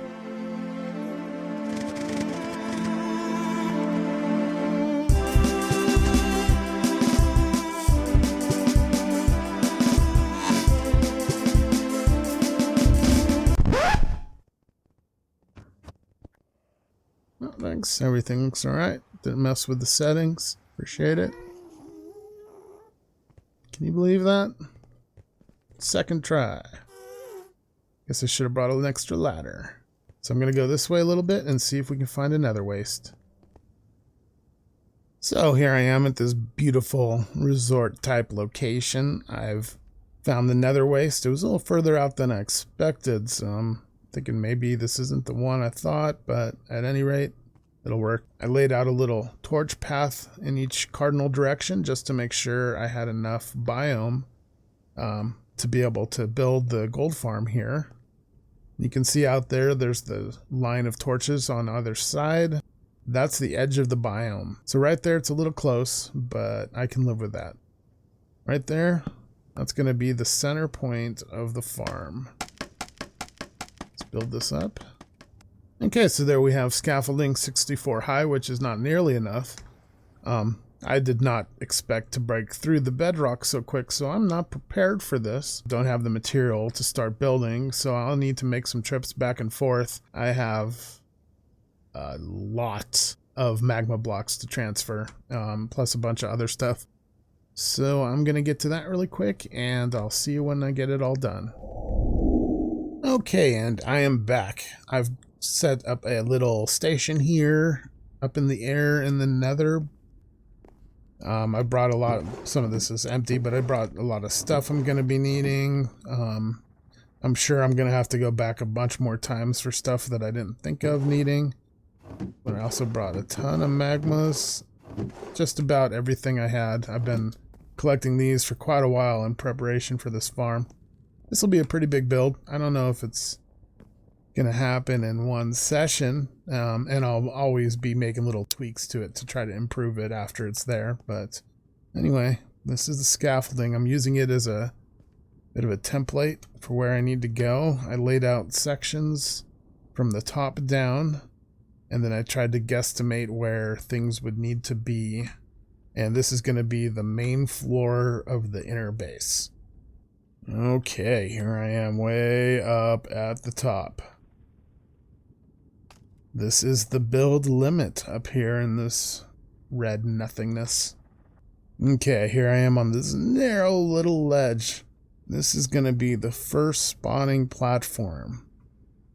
I'm going to build from here down. But you're not going to see it through my eyes. I brought my cam back.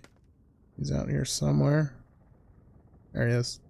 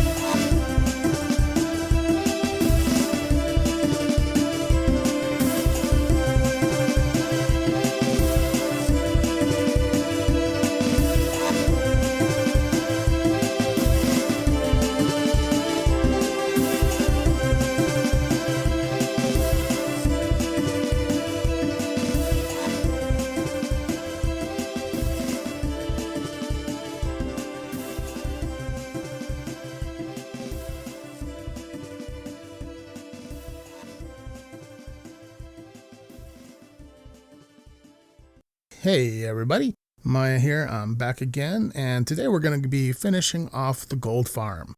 Last night I put in a little work in my downtime. I glassed up the top of the farm so that no gas can spawn, and I put a glass little barrier around it that encourages group spawns, and I'll show you that shortly. Down here I kind of laid out a template. It's far from finished, as you can see. It's just a little bit of an idea of where I want things to go and just kind of get a feel for all that. Oh, yep, and there's the new portal I put in with something exciting on the other side. Not too exciting, but something I was happy to come across. But we'll go through that in a little bit. Next, we're gonna head up to the top up there. As you can see, I put, well, no, oh boy. Off to a good start. Okay guys, give me a minute and I will be back. And the gold farm's really taking shape up there. There's all my stuff, just making it back. Let me grab everything and we'll get back up top and continue on, I guess.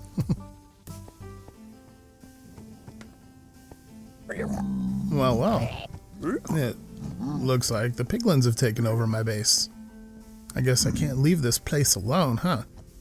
I'll be slabbing up the area, so I won't be getting these kind of spawns later, but for now, it looks like I'm sharing my home with them. It's good. I'm going to need one of these piglins actually for later to be a trader, but yeah, anyway, up there you can see the glass area we put around. Let me just hop up top here.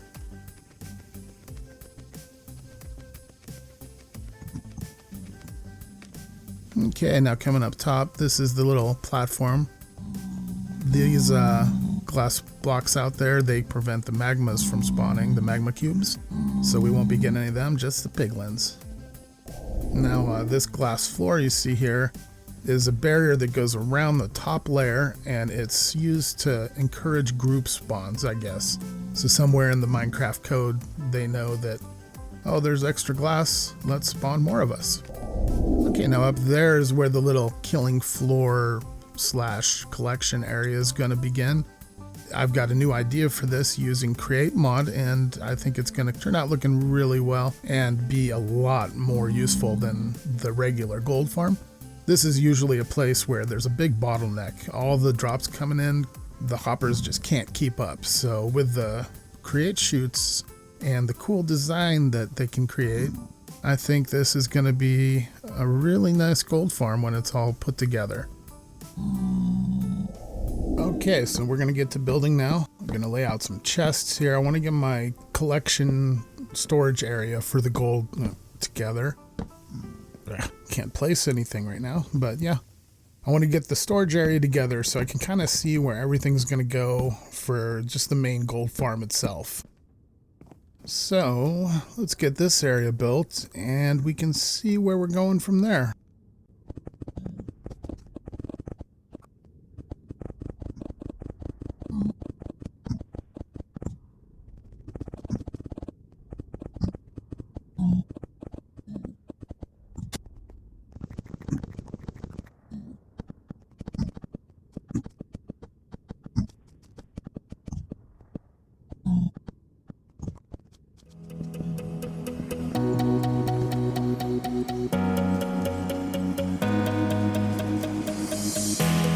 Time stops when we're alone. You got my love, don't let it go. Feels like we're paper thin, one step away from caving in. When you're out where all the wild roams, and you're looking for a way back home, I'll be the light that only you can see.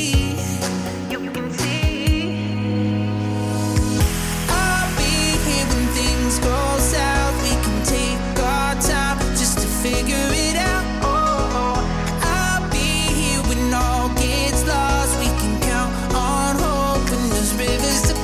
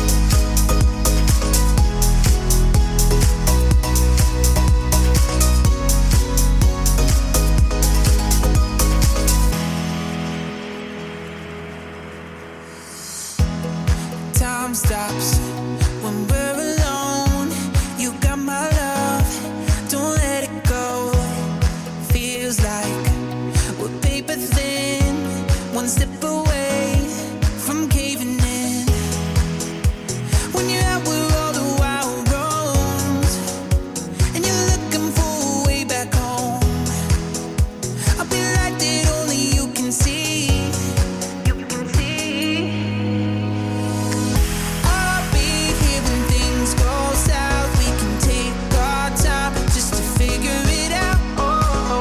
I'll be here when all gets lost. We can count on hope when there's rivers to cross. And I know our lives will always change, but our hearts forever stay the same. I'll be here when things go south. We can take our time just to figure it out.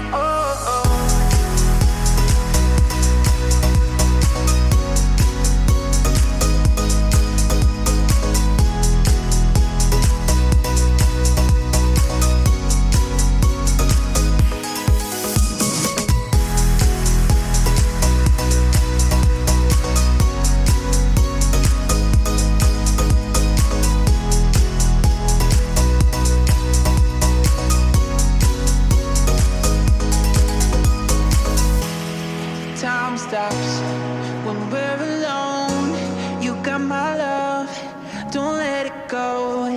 Okay, so I'm fairly happy with the way it's all come together. The chutes there are gonna funnel it all into one spot, which is great. Now I gotta get the items to the conveyor belts, so the conveyor belts can drop them off in all the chests, barrels. So something like this is what I'm thinking. I just gotta see how close I can get it, and then how the rest of it's gonna reach.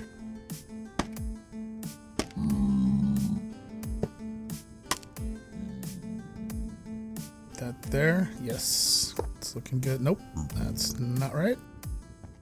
Get rid of that. Nope, still not right. Hang on.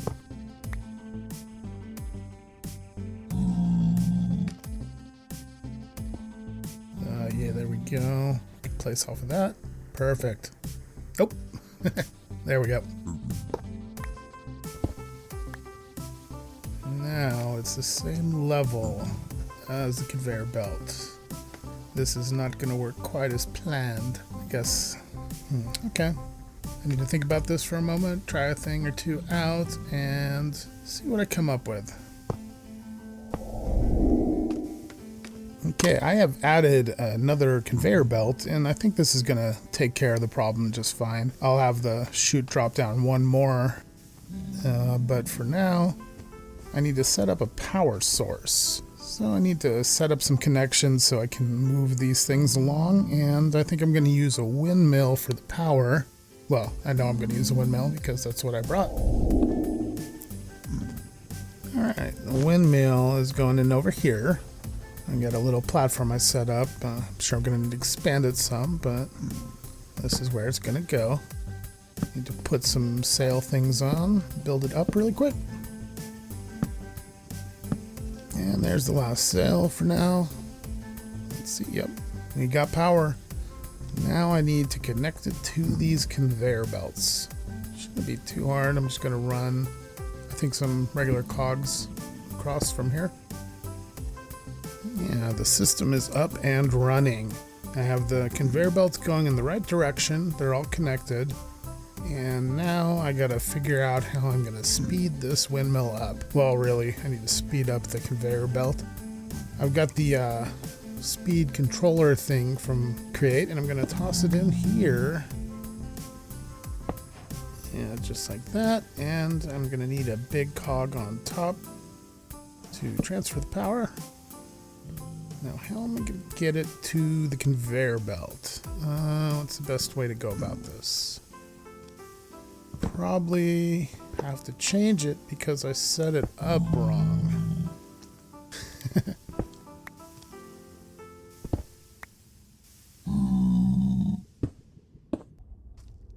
Well, now, it's a few iterations later, and I've got this working. I had to change things around and change things around and change things around, but I think I've got it worked out now. I don't really totally like the layout, but I'm going to leave it how it is for now for the most part, and I'll come back and pretty it up later. Really, this place is more about function over decoration. But yeah, you can see here, got the cogs spinning away there. Rotation is up. Now, the system is currently spinning the wrong direction at 80 RPM, so we got to go into the negatives here. Now it's spinning the right direction. A little faster. Yeah, that speed looks okay to me. Let me go ahead and put a slab down here just to keep spawns away. We should still be able to access it. Yep, looks good. Just going to fill out some things and then we'll move on to the next step.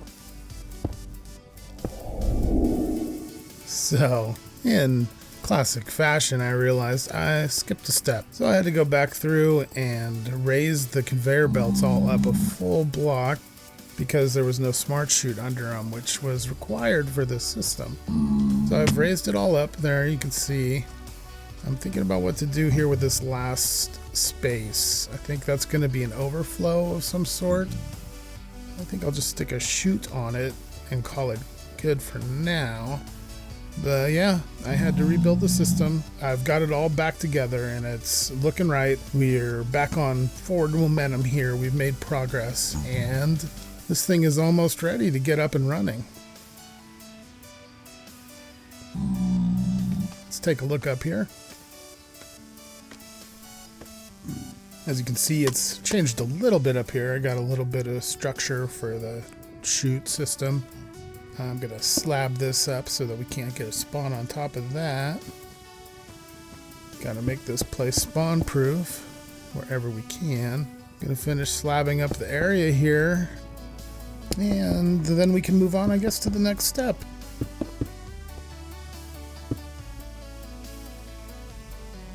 The place is well slabbed. Won't be any spawns that I don't want happening around here. Now I'm filling out the filters on these smart chutes. These are going to be almost all gold nuggets, except for the last 3. I'm going to make rotten flesh. So you can store 3 rows of rotten flesh and no more. After that, I'll be throwing them away. I'm sure I'm going to take some back to base. Can still use them for villager trading and all, but yeah, I'm probably going to be burning a lot of rotten flesh out here.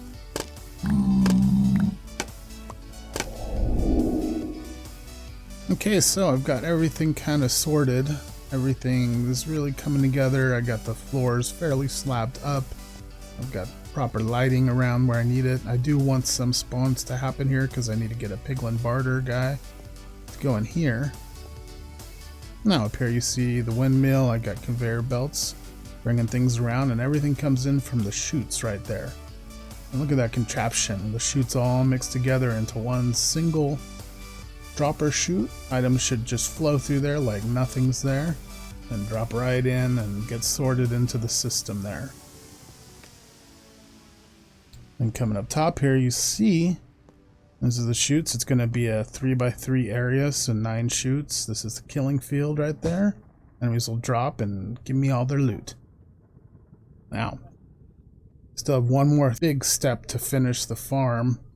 I have to, well, I'm going to enclose glass around this opening all the way, but I also have to put in the center little shaft there that's a bunch of trapdoors and turtle eggs to draw the zombie piglins in. Guess no time like the present, let's get into it.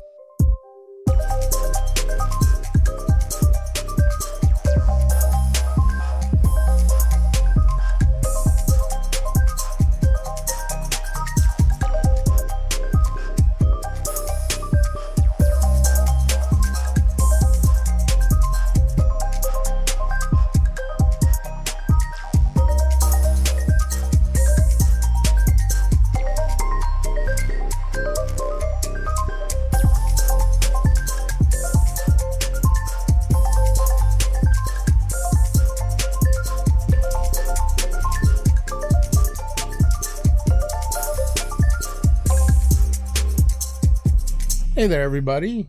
I'm back. It's a new day for me. When we last saw each other, I was working on glassing this area up, and I was going to put the big shaft in up there. Well, I got the glass in, and I started working on the shaft, and it was a problem. I think I did things out of order. When I was trying to put that trapdoor shaft in up there that's full of turtle eggs, I was getting constantly hounded by all the piglins, and just all sorts of little problems were happening. And it ended up taking probably over an hour or so. I was out of general record time, so I finished it off, and I did some other just basic things around here, getting the place together. I've still got some stuff to do, but I wanted to show you this side of things. The shaft there is made up of trapdoors and turtle eggs. The turtle eggs draw the piglins in, and they come down here and give me all their loot. So up here, I've got this little platform I made. I got this door in case I need to go in there, and there is a very specific time where I will have to go in there. So that's kind of easy access. I've got everything spawn proof. I've got this little jump that I didn't make. I've got some areas prepped. The conveyor belt system's working great. Those chutes, oh, amazing. Let's take a look really quick. There's the piglins dropping in. I'm right under them, so we're not getting a whole lot of spawns. Yeah, it's working pretty good. Ooh. So yeah, I have the area spawn proofed, but they can still spawn on the obsidian here and come through. So what I did is I made this, and for the most part, it cleans up any stray piglin that tend to pop out of the portal here. But sometimes they still get away. Over here, I'm going to do a piglin barter. Got one in there waiting to set up. I'm going to do that in just a moment. He spawned up here. I left some areas open so I could get one to spawn. By open, I mean unslabbed, because everything's slabbed to keep spawning down. But yeah, I had some unslabbed area. He spawned. I trapped him in there, and he's going to help me get a lot of extra goods. This area over here is just really for general use. I've got a lot of just basic supplies, things I might need, things I've used in building and all that. Let's see really quick over here. I have the redstone wireless switch that turns off the conveyor belt. Over here, I put in a grindstone for disenchanting, but I don't think I'll really need it. Anything that doesn't get picked up in the chute pops out over here. So when they're dying like they are now, there's not really going to be anything popping in over here. But when I use my other method, I'll get tons of golden swords, sometimes with enchantments. You can also sometimes get mob heads in there. Since I don't necessarily need that stuff, and yeah, I could use a blast furnace and smelt it down into more ingots, but that's really a small amount of gold compared to what I'm getting. What happens now is the stuff just drops right there. And if I want to keep any of it, I can, or I can just lift this and it'll all fall through. That's an item grate there. So only items will fall through, which is nice. I don't fall through, but items will. And they burn up in the lava below, so I can get rid of a bunch of extra loot that way. This area here is going to be for gold blocks. Just as I craft things up, I'll put them over here. And you may wonder why I'm not using create to compact everything on its own. It's because when I AFK, I don't really AFK. I just kind of hang around the area. I don't really like to leave and let my farms run and not be there. I tend to only do that when I'm playing. So I need something to do when I'm hanging out in the area. And what more perfect thing for a gold farm to do to pass the time than to turn this into ingots and blocks and all that. So yeah, I use that to keep me busy. Same with the piglin barter farm. I could put more piglin in here. I could put a ton of piglin in there, you know, and get tons of trading going. One piglin produces quite a bit of loot at a fairly decent rate. So, you know, he'll do the job just fine for me. And it won't clog up the systems or anything. If you get too many traders going, the hoppers tend to not be able to handle it all, and you can run into all sorts of problems. Anyway, over here, this is great. I'll show you that in a moment. That's for in a little bit. This area, this is what we're going to talk about first. I really like this area. This is for an addition that I haven't really seen anybody ever do with these gold farms, and I think it works great. I'm sure somebody's come up with it, but I have yet to see it. So why don't we go up top here? Get a good look at the farm structure itself. Now the structure, it's all meant to be utility. It's not meant to be designed to look good or anything detailed or any of that. I might come back later and do some of that, but I kind of doubt it. I like the auto farms like this to be more utility looking, you know, industrial. Although I guess industrial would also be a decoration style, wouldn't it? Anyway, here we are. Up at the top, I made this little area. You come here and AFK or just hang out or whatever, and I get a lot better spawn rates. Up here, nothing else is spawning but what's on the magma platforms. When I'm down there in the base, I'm close enough where it's possible some things might spawn way below me in the nether itself. So up here, it's guaranteed to be some of the best rates. And you can see them just pouring in down there. Not too bad. But the thing I really wanted to show you guys was this. Take my little bow here. Yeah. Hey. Yeah. Totally didn't work. I need some. Oh, it did work. I just need some more spawning. There we are. Yes. Come on. Notice me. All right. So you see these trapdoors. These are to help the piglins fall off very easily. And once I've angered them, I'm going to get them pouring out trying to get to me. Should be better rates than this, though. But let's take a look. But at any rate, they're still coming out. You can see they're telling all their buddies. And buddies are coming out and coming after me. There you go. This is getting a little better. Now, when they're coming out at a good rate like this, you can't do it for very long unless you're using the clumps mod, which I'm not. The XP is dropped from these guys because they're angry, and it tends to pile up really fast, and you'll get quite a bit of it. So just in, what was I watching for, maybe about a minute there, we got all of this.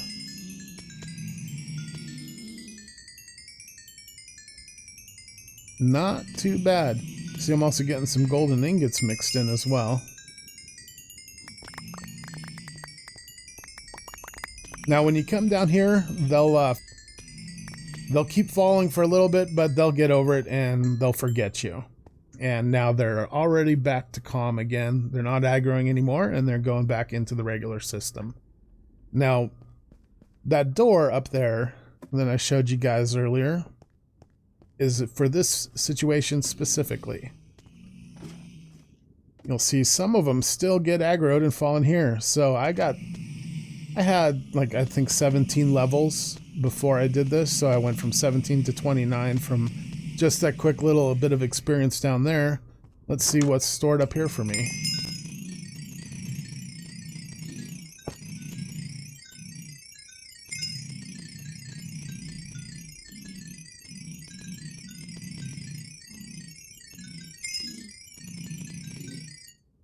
All right, so now I'm at 41 levels from just that quick little aggroing, letting them fall for about a minute, and then gathering up all the XP they drop. I could let them fall for longer if I wanted. Really, you want to kind of, if you do the same, you just want to test out how much lag you get. If you stay up there for 5 minutes, you're not going to be able to come down here. It's going to lag you out. You'll get 1 frame per second. So you just kind of want to do what your system can handle, and you can get some insane XP really fast. I could just hop right up there and do it again. But for now, I don't need to be doing that. I got too much XP. So now we're going to work on just the first little thing I want to do here. I've just got a couple things to tidy up around the place, really. This is a room I'm going to need. So this is going to be my little enchanting area. This is all the bookshelves I have at the moment, so I still need to get, I believe, 2 more. at least, just to get it up to par. But you can see I'm able to hit level 24 at the moment, so not too bad.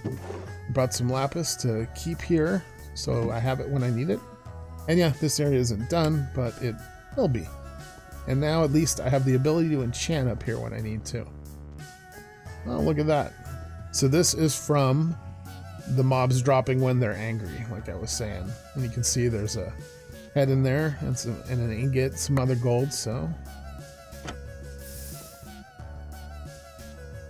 And let's just get rid of all this other stuff that I don't really need. Oh, see that? Cobalt Rose Gold Cleaver. So yesterday when I was building this red glass shaft there, I fell to my doom within it and died. And I got all my gear back except, well, I had a stack of 64 turtle eggs and I got 28 back, I believe, which I thought that was kind of odd. But I lost my sword. My cleaver vanished again. It's like everything else was there but the cleaver, and I looked all over, it was gone. So I made this new one. I didn't want to put you guys through another sword pouring. That's kind of gets a little boring after a little while. But I threw this together. It's a little bit different, and I'll show you what it can do. We have lightweight, so it's faster. It's necrotic too, so it draws life, steals life from people when I'm attacking them. So that's great to keep me healed, and we know I need it with the way I die. Severing, that's the beheading portion, but it's level 2 now, and it's talking about severing limbs and stuff, and I haven't seen that happen yet, but maybe we can get limbs, or I don't know. It does something. And then we have Sharper there, which is a level 2 effect for adding attack. You see the attack there is 13.7 per hit, which is pretty good. And finally Enhanced 1, that's from Rose Gold being added to it, and that just gave me an extra ability modifier, so I was able to put a little more on it. And there it is. It's got the Cobalt Blade. That backing behind the blade there is Rose Gold. The handle and hilt are made with necrotic bone, which that's what gives me the life-stealing ability. Now, necrotic bone, you may wonder, how did I get that? Doesn't that only come from wither skeletons when you have Tinker? That's true. I found a stronghold. Haven't really done anything there yet, but I got to it. I found one. It seems like it's going to be a small one, and I don't really see more stronghold around, but hopefully it's got everything I'll need. I did put in a portal there, and it took me somewhere so far away that I wasn't even going to bother. So pretty soon you can probably expect to see me at the stronghold, looting it up and seeing what it's got. I don't really need it at this point to move forward to the end, but it is a step that I feel should be taken. Anyway, next thing is I want to do this guy's little trading area. And that's what this stuff is for. Now, it had been a while since I had made one of these, so I went ahead last night and tested it out back at my base and worked out the bugs and remembered how to make it, and then I took it down, and these are the pieces that were required. So this should work. First off, he needs to be on a carpet, like so. Oh, let me grab the glass. Hang on. Okay, now I'm going to need to get him in here. So let me build it up a little more. Got 3 pieces of gold. Hopefully that's enough. Oh, but not if the hopper takes it. See that? I know it's through clear glass and you can't see through clear glass, but come on.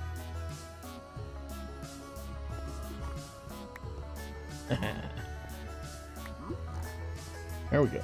Push him in. Alright, I got him. This is great. Okay, so now I've got our trader in here. He's completely boxed up in glass except for the top center. Now he's standing on a carpet which lifts him up slightly. And because of that, he's in this next block and we can't just place a block in there. But we do need him covered. So, in order to make that happen, I'm going to put that there. I'm going to take this piston.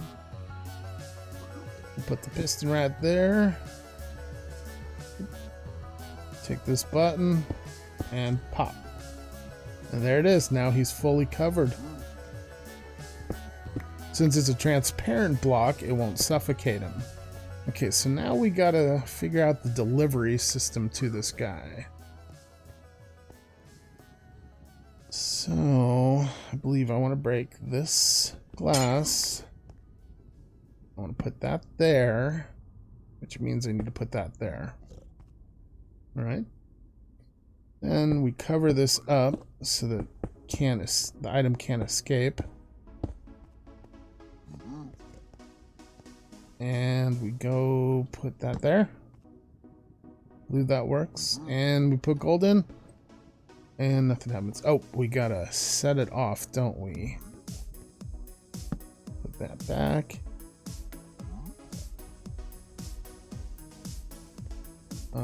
Torch goes there. Oh, and it fires it. Oh, and it fires it. Awesome. So I pulled that out so it doesn't keep firing it.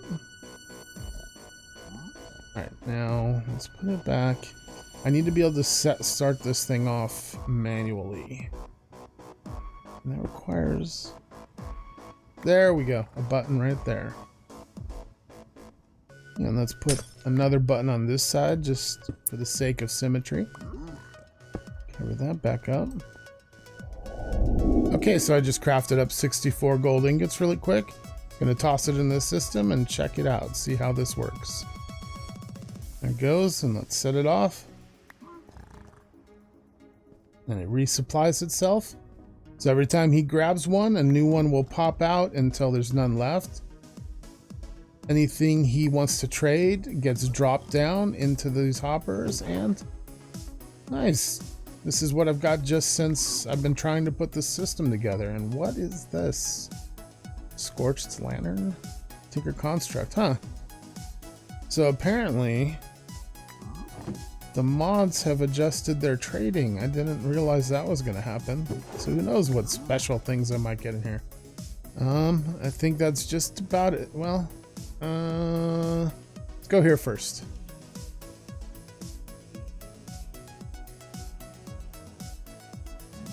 Whoa! Whoa! Whoa! Okay. Let's go here first.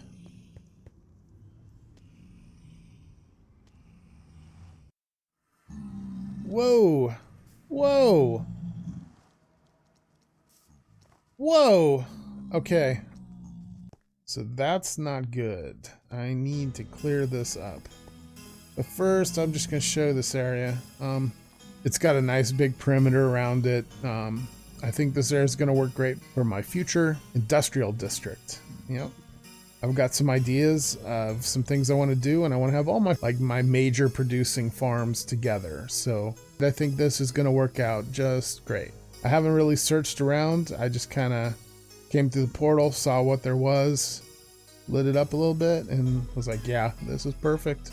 I'm going to take care of these guys really quick. Which is probably a bad idea, being that I got to go back through the nether. Nah, it'll be fine.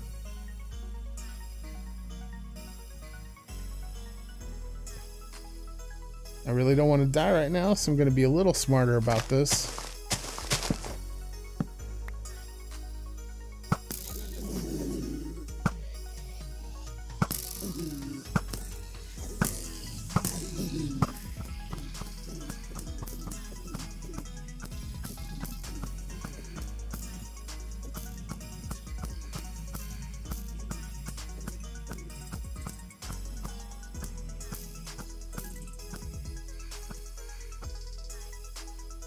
Okay, the deed has been done, and I survived because I'm so tough, hiding up on a pole. Okay, let's head back through. Okay, I grabbed a little gold for the road just to take back to base. I'm gonna head back, but before we leave, I wanted to show you the one last thing I haven't shown you guys just yet. This thing. It's my quick ejector release base lever system. Super tech. This is a string right here. I did change the texture for string, but it's invisible. So you can't see it, but you can see the hitbox right there. So when I move into that string, the observer reads that the string's been adjusted. goes back behind to another observer, which point another observer reads, which another observer powers through. So what's happening is the string activates that one, which sends its pulse through and down and over into that trapdoor. Now let's put this back together. That was like that.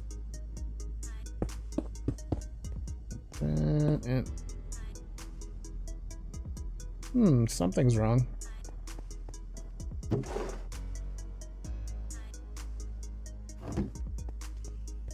Okay, but let's go ahead and test it out. So I'm gonna just walk in. It shuts itself, and boom! I got a nice little slime pad down here to catch myself. A lot quicker way down, a little more exciting.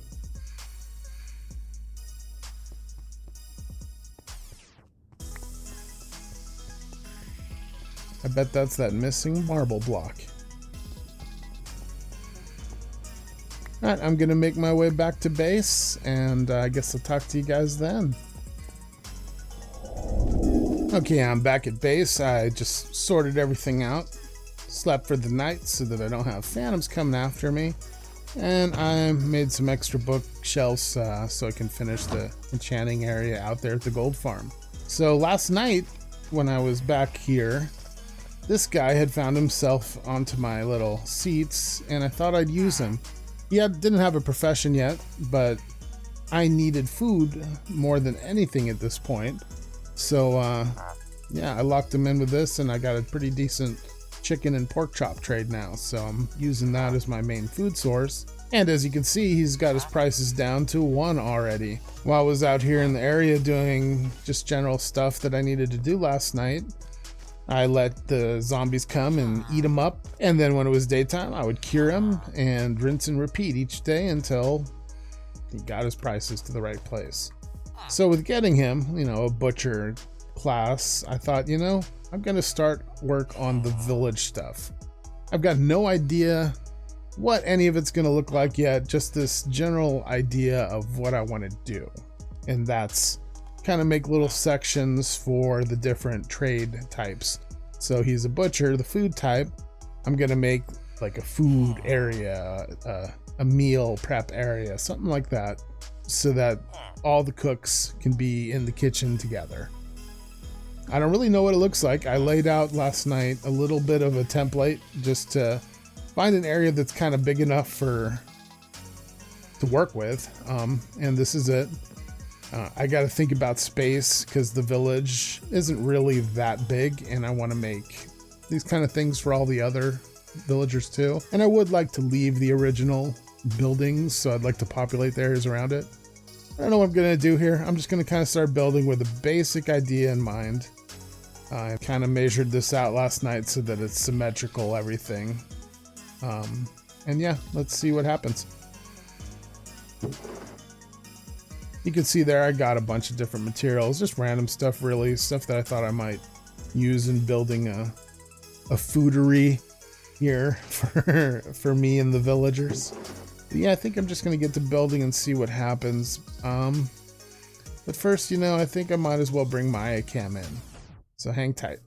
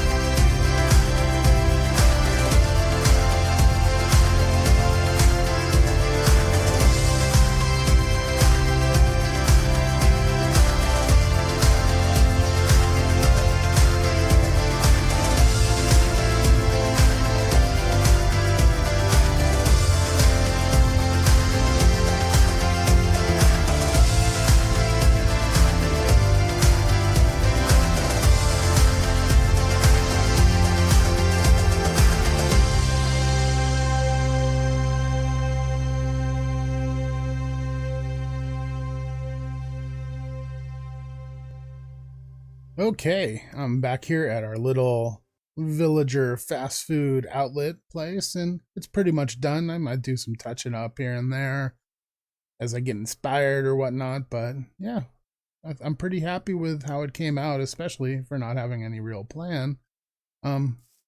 Take you through and show off what I did. I did this and I did this. Put some leaves up top. This is a hitching post, so you can put your horse here when you come in. Drop them off. Inside we have some barrels, crates of apple and carrots, and we got some potato and apple up there. Here's our big top chef here, cooking away on the grill. Got some campfires down below, some of them for a little added extra effect. This is the main cooking area, but then they also have their big main grill out here. Got a little bit of that down there. Cooking some meat up. Gotta have proper ventilation for a place like this. Over here, this is kind of like a serving bar. People that work here kind of come here, and as the villagers come on up, they take their orders and bring them their food or their drinks or whatnot. Out here they have a sitting area. This guy's already taking it easy, enjoying the food and the scenery. Outback area there. This is where the villagers would come up. Got a little trash can for them. Some of them left their food behind. Weren't too much of a hurry. And then this is the path to my base and where I would come in, and they put this path in just for me because I come here and buy a lot of food from this guy. So up top here I got a little bit of an awning type structure.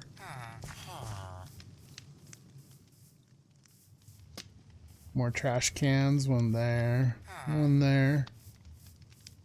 Yep, that's pretty much it. I'm liking it. It's just the first of many little themed builds in this general area. I'm sure he's going to get more employees. They'll probably come and volunteer themselves as they see this, and then they'll get to be chefs too.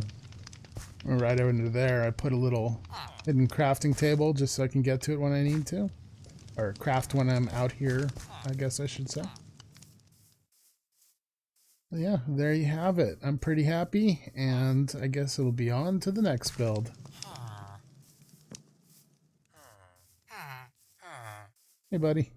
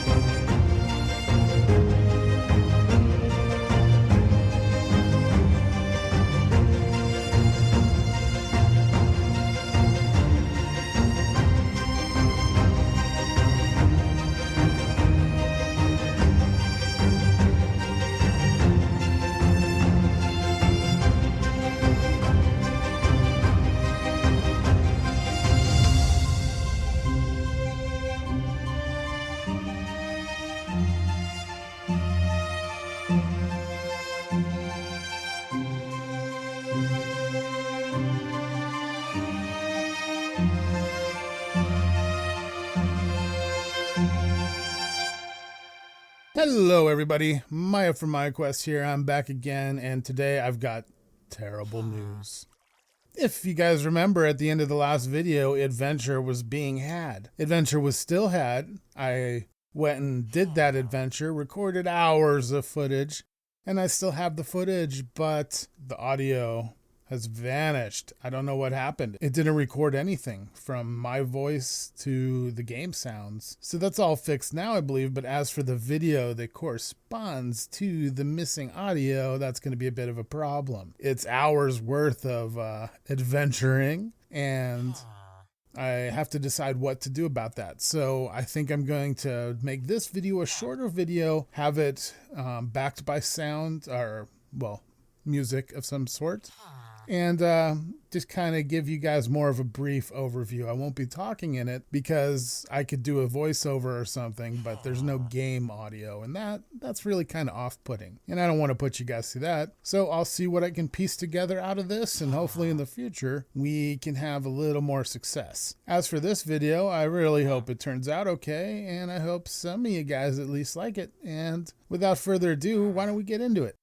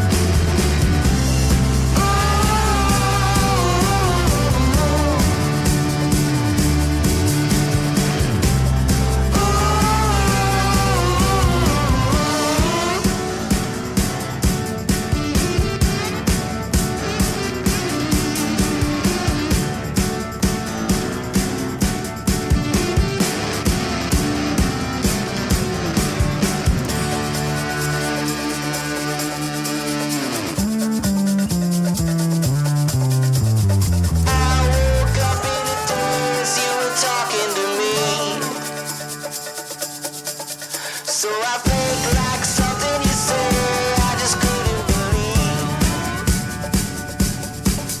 And you walk it around the block like you don't give a care. And you blink it and you look into me like I'm not even there. I woke up in the dark, you were talking to me. So I fake like something you say I just couldn't believe. And you walk it around the block like you don't give a care. And you blink it and you look into me like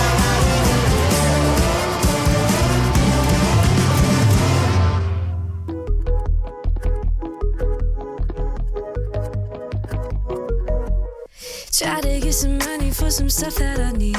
Swear the ATM machine was laughing at me.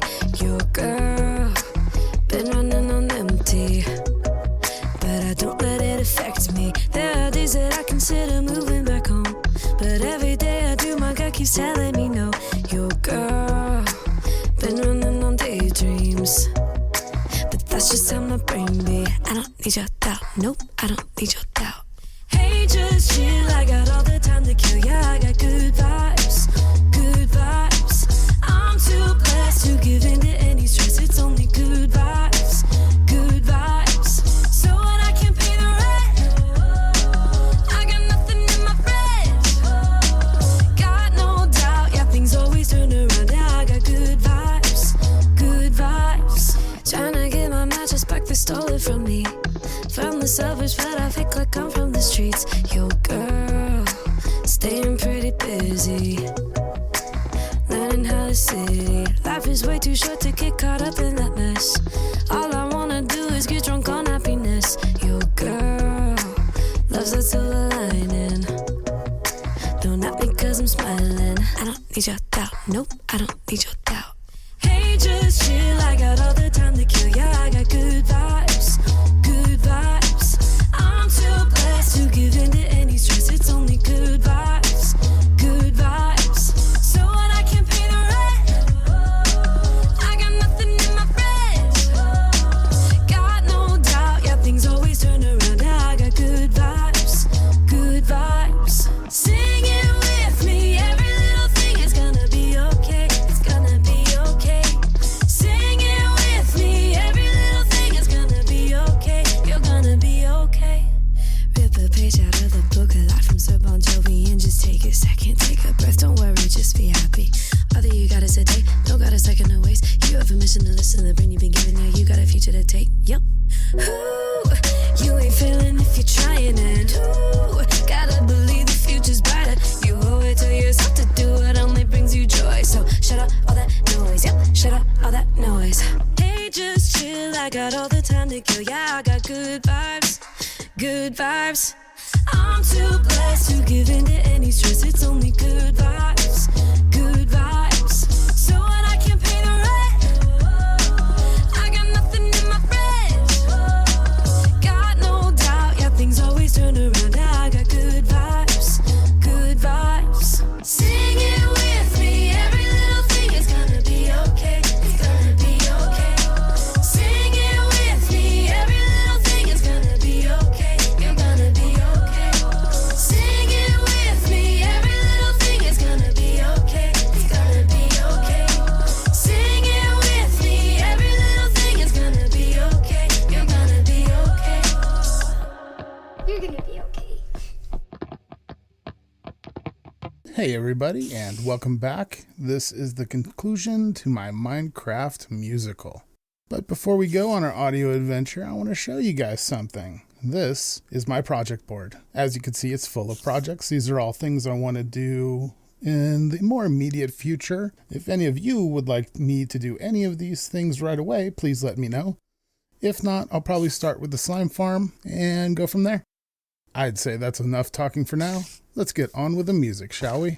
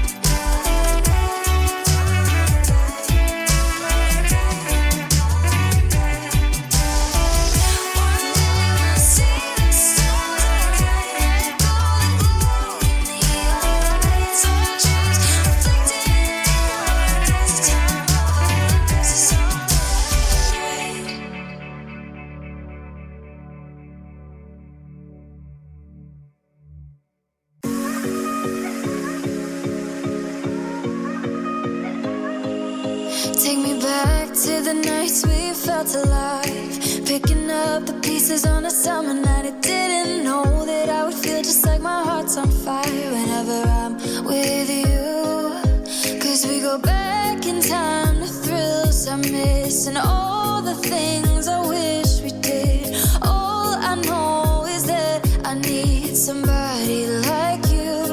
Cause I can't waste another night sitting here alone, hoping for your voice on the telephone. I know it's a supercut as you walk away, playing in my mind all the things I never. Close my eyes and the sky's on fire. I can't waste another night sitting here alone. We can do it all again and I'll never let you go.